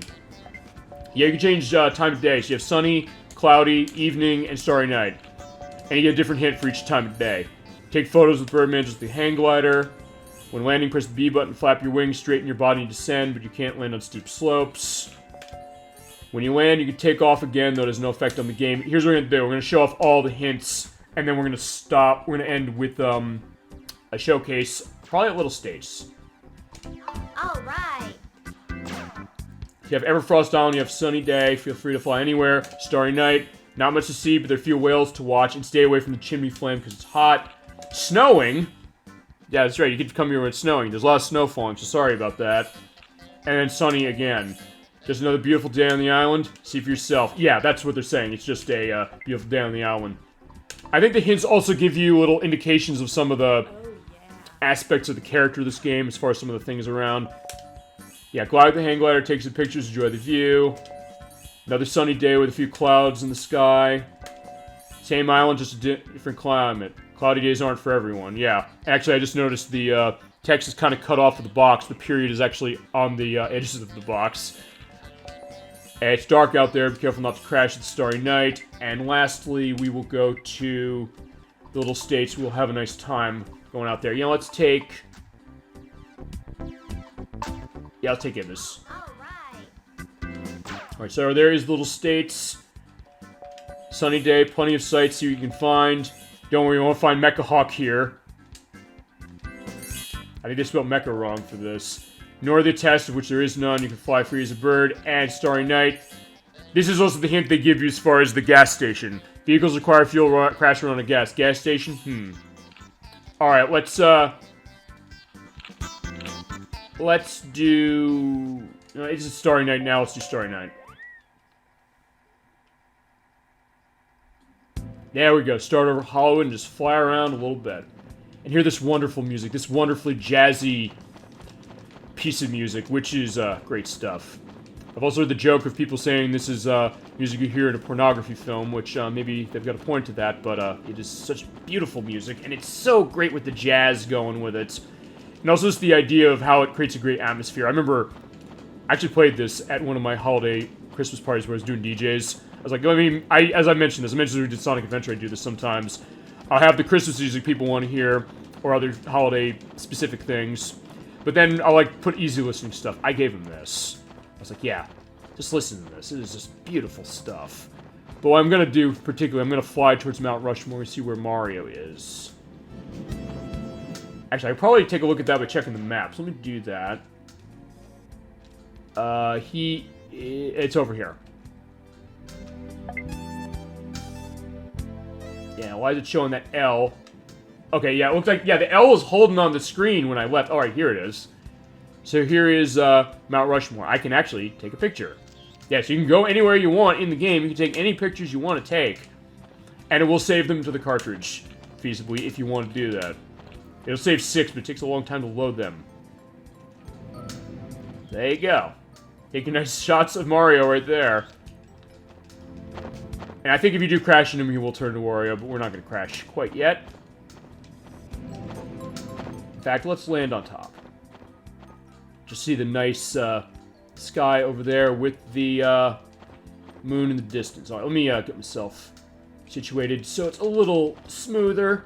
And then I think that will probably do it for us for Super Old Game Saturday for tonight. All right, there we go. Look at that. Ah, just beautiful. Absolutely beautiful. And a nice capper to a game that I have a lot of personal affection for. And one that I had a lot of fun showing off again to you. And I hope you had a good time seeing what you saw with this game. I mean, I'll probably just talk for a couple more minutes, but I'll also let the music kick in. In fact, I'll let the music kick in now, because this is where, people are emphasizing this, when the flute comes in. Yeah, take a listen to this.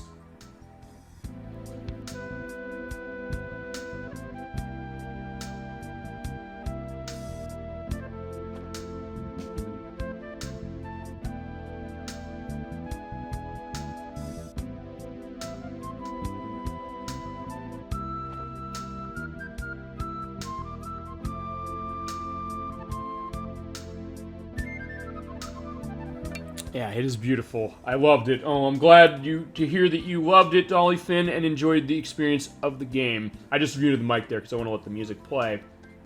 I really enjoyed it. I'm glad. And yeah, anything you want to see for this show, we will make happen. I've gotten a lot of requests as far as what Alec first wanted to see, and anything you want to see, or anybody else in the chat you want to see. Yeah, don't be shy. Let me know what you want to have us play. We'll play it. This is as much your show as it is mine. I'm glad to do this every week. I have a great time doing this. One thing I'm going to do, though, is that, before I end, I'm going to crash again. I'll end the way I ended when I did this last year, which is... Well, I didn't show the fact that I crashed, in this case. So I'll show the replay of that, and then I'll end on the results music. Because I love this track. This is another terrific one. Alright. Yeah, there you go. There we have Ibis getting ready to take her wings and fly away.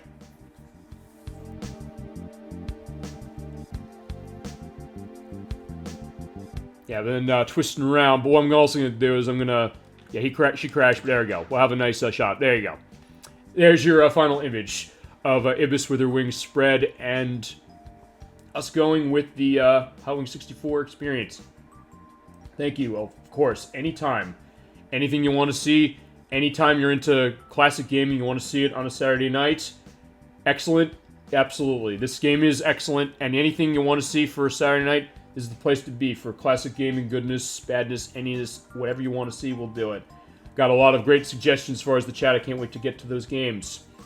As far as the itinerary for the next couple weeks, next week is the next entry of Super Sonic Game Saturday. We will be doing Sonic the Hedgehog 2, the 8-bit version, which is actually the first version of Sonic 2 to come out. It's also a game that I played before last year. I said to people, somebody said, I want to see Sonic 2. I was like, okay, let's do Sonic 2. I didn't tell them beforehand I'm doing the Game Gear version. I ran that through Sonic Gems Collection. They're like, oh, I want to see the Genesis version. I was like, yeah, fine. That was a joke, but we did play the whole game. So, next week we're going to be playing it again, but I have the Sega Master System version, which I have on the Wii Virtual Console. That's going to be the different way of playing it, and it's also the best way to play it, but it's not available on the Wii Virtual Console anymore, and that version never came out of Europe and Japan. US never got the Sega Master System version. But yeah, this will be the first Sega Master System game I'm playing, although through the Wii. And we'll go on that next week. And also, before we start next week, I'll also go into some of the stuff I have on the Virtual Console on the Wii. Because that'll be my first time showing the Wii off as well. As far as what we have options on there. But yeah, we'll get into that next week for Super Sonic Game Saturday. The week after that is the 30th anniversary to the day of Streets of Rage from Sega. A great beat-em-up. a terrific game that I adore. So we're going to be playing it for its 30th anniversary on the day to celebrate it. We're going to run the Sega CD version on the Sega Arcade Classics collection. I'll get a little brief perspective on that before we start on that. And we'll see how that game goes, but yeah, that'll be another one. And at the end of the month for the RPG, I think we need a catchy name, chat, for the RPG. If you can come up with one, let me know. We had Super Sonic Game Saturday for the Sonic stuff. Super Old Game Saturday was my coworker who came up with that name, and I have to thank her for that. She came up with that discussion for that. So I was like, perfect. That, as I said, that has to be the name of the show. Come up with something for the RPG part we're doing. But for the next RPG, Lekverse wanted to see Kingdom Hearts. We're playing Kingdom Hearts for the Xbox One. And we'll do what we did for Super Mario RPG. We'll play about a couple hours. I'll probably go longer on that one because it's a longer game. I'll probably do like 4.5, 5. And then we pick it up the month after that. And then in October, we'll pick Kingdom Hearts up again, because we're not finishing in one night, for sure. I will do Kirby 64 one of those weekends. I'm also going to come back to Fatal Frame, because I have the video Fatal Frame on the YouTube site. I did it last year, because Peroto wanted to see it. We went about halfway, I think. I think we can finish the game feasibly again. So I'm going to come back to that as far as Halloween is concerned. And then the other week, I don't know what I want to do. So chat, if you have a suggestion of what you want to see for the other week of October, that is wide open. I think that's going to be... I'm trying to think about this off the top of my head as far as how many weekends that is. Actually, oh wait, it's 5 weekends. Okay, so there are 5 opportunities for Super Old Game Saturday next month. So, alright. So, okay, so I have 2 weeks. I don't know what I want to do. I might do something else Halloween-themed. I might pull a Castlevania game out. I said last year I want to do Symphony of the Night feasibly. I did, because I did Bloodlines last year.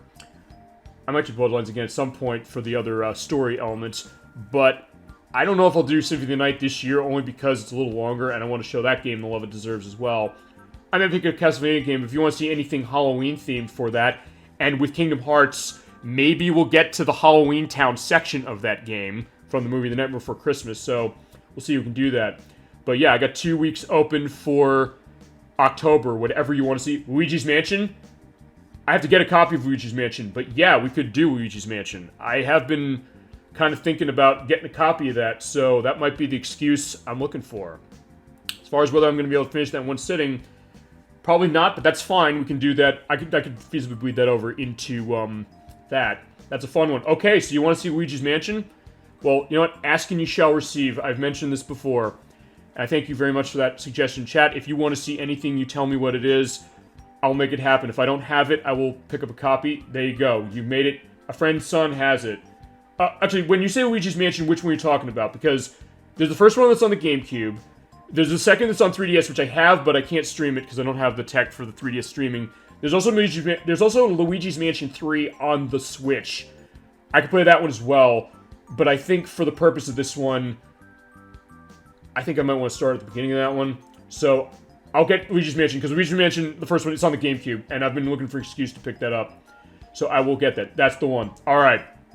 So there you go. We'll do Luigi's Mansion 1, I guess. But yeah, I'll pick a copy of that up for sure. I will prioritize that, because it's one I don't have. But hey, it gives me an excuse to buy something else as far as showing off what you want to see. And it's a fitting one for Halloween, and a nice perspective to what Halloween is.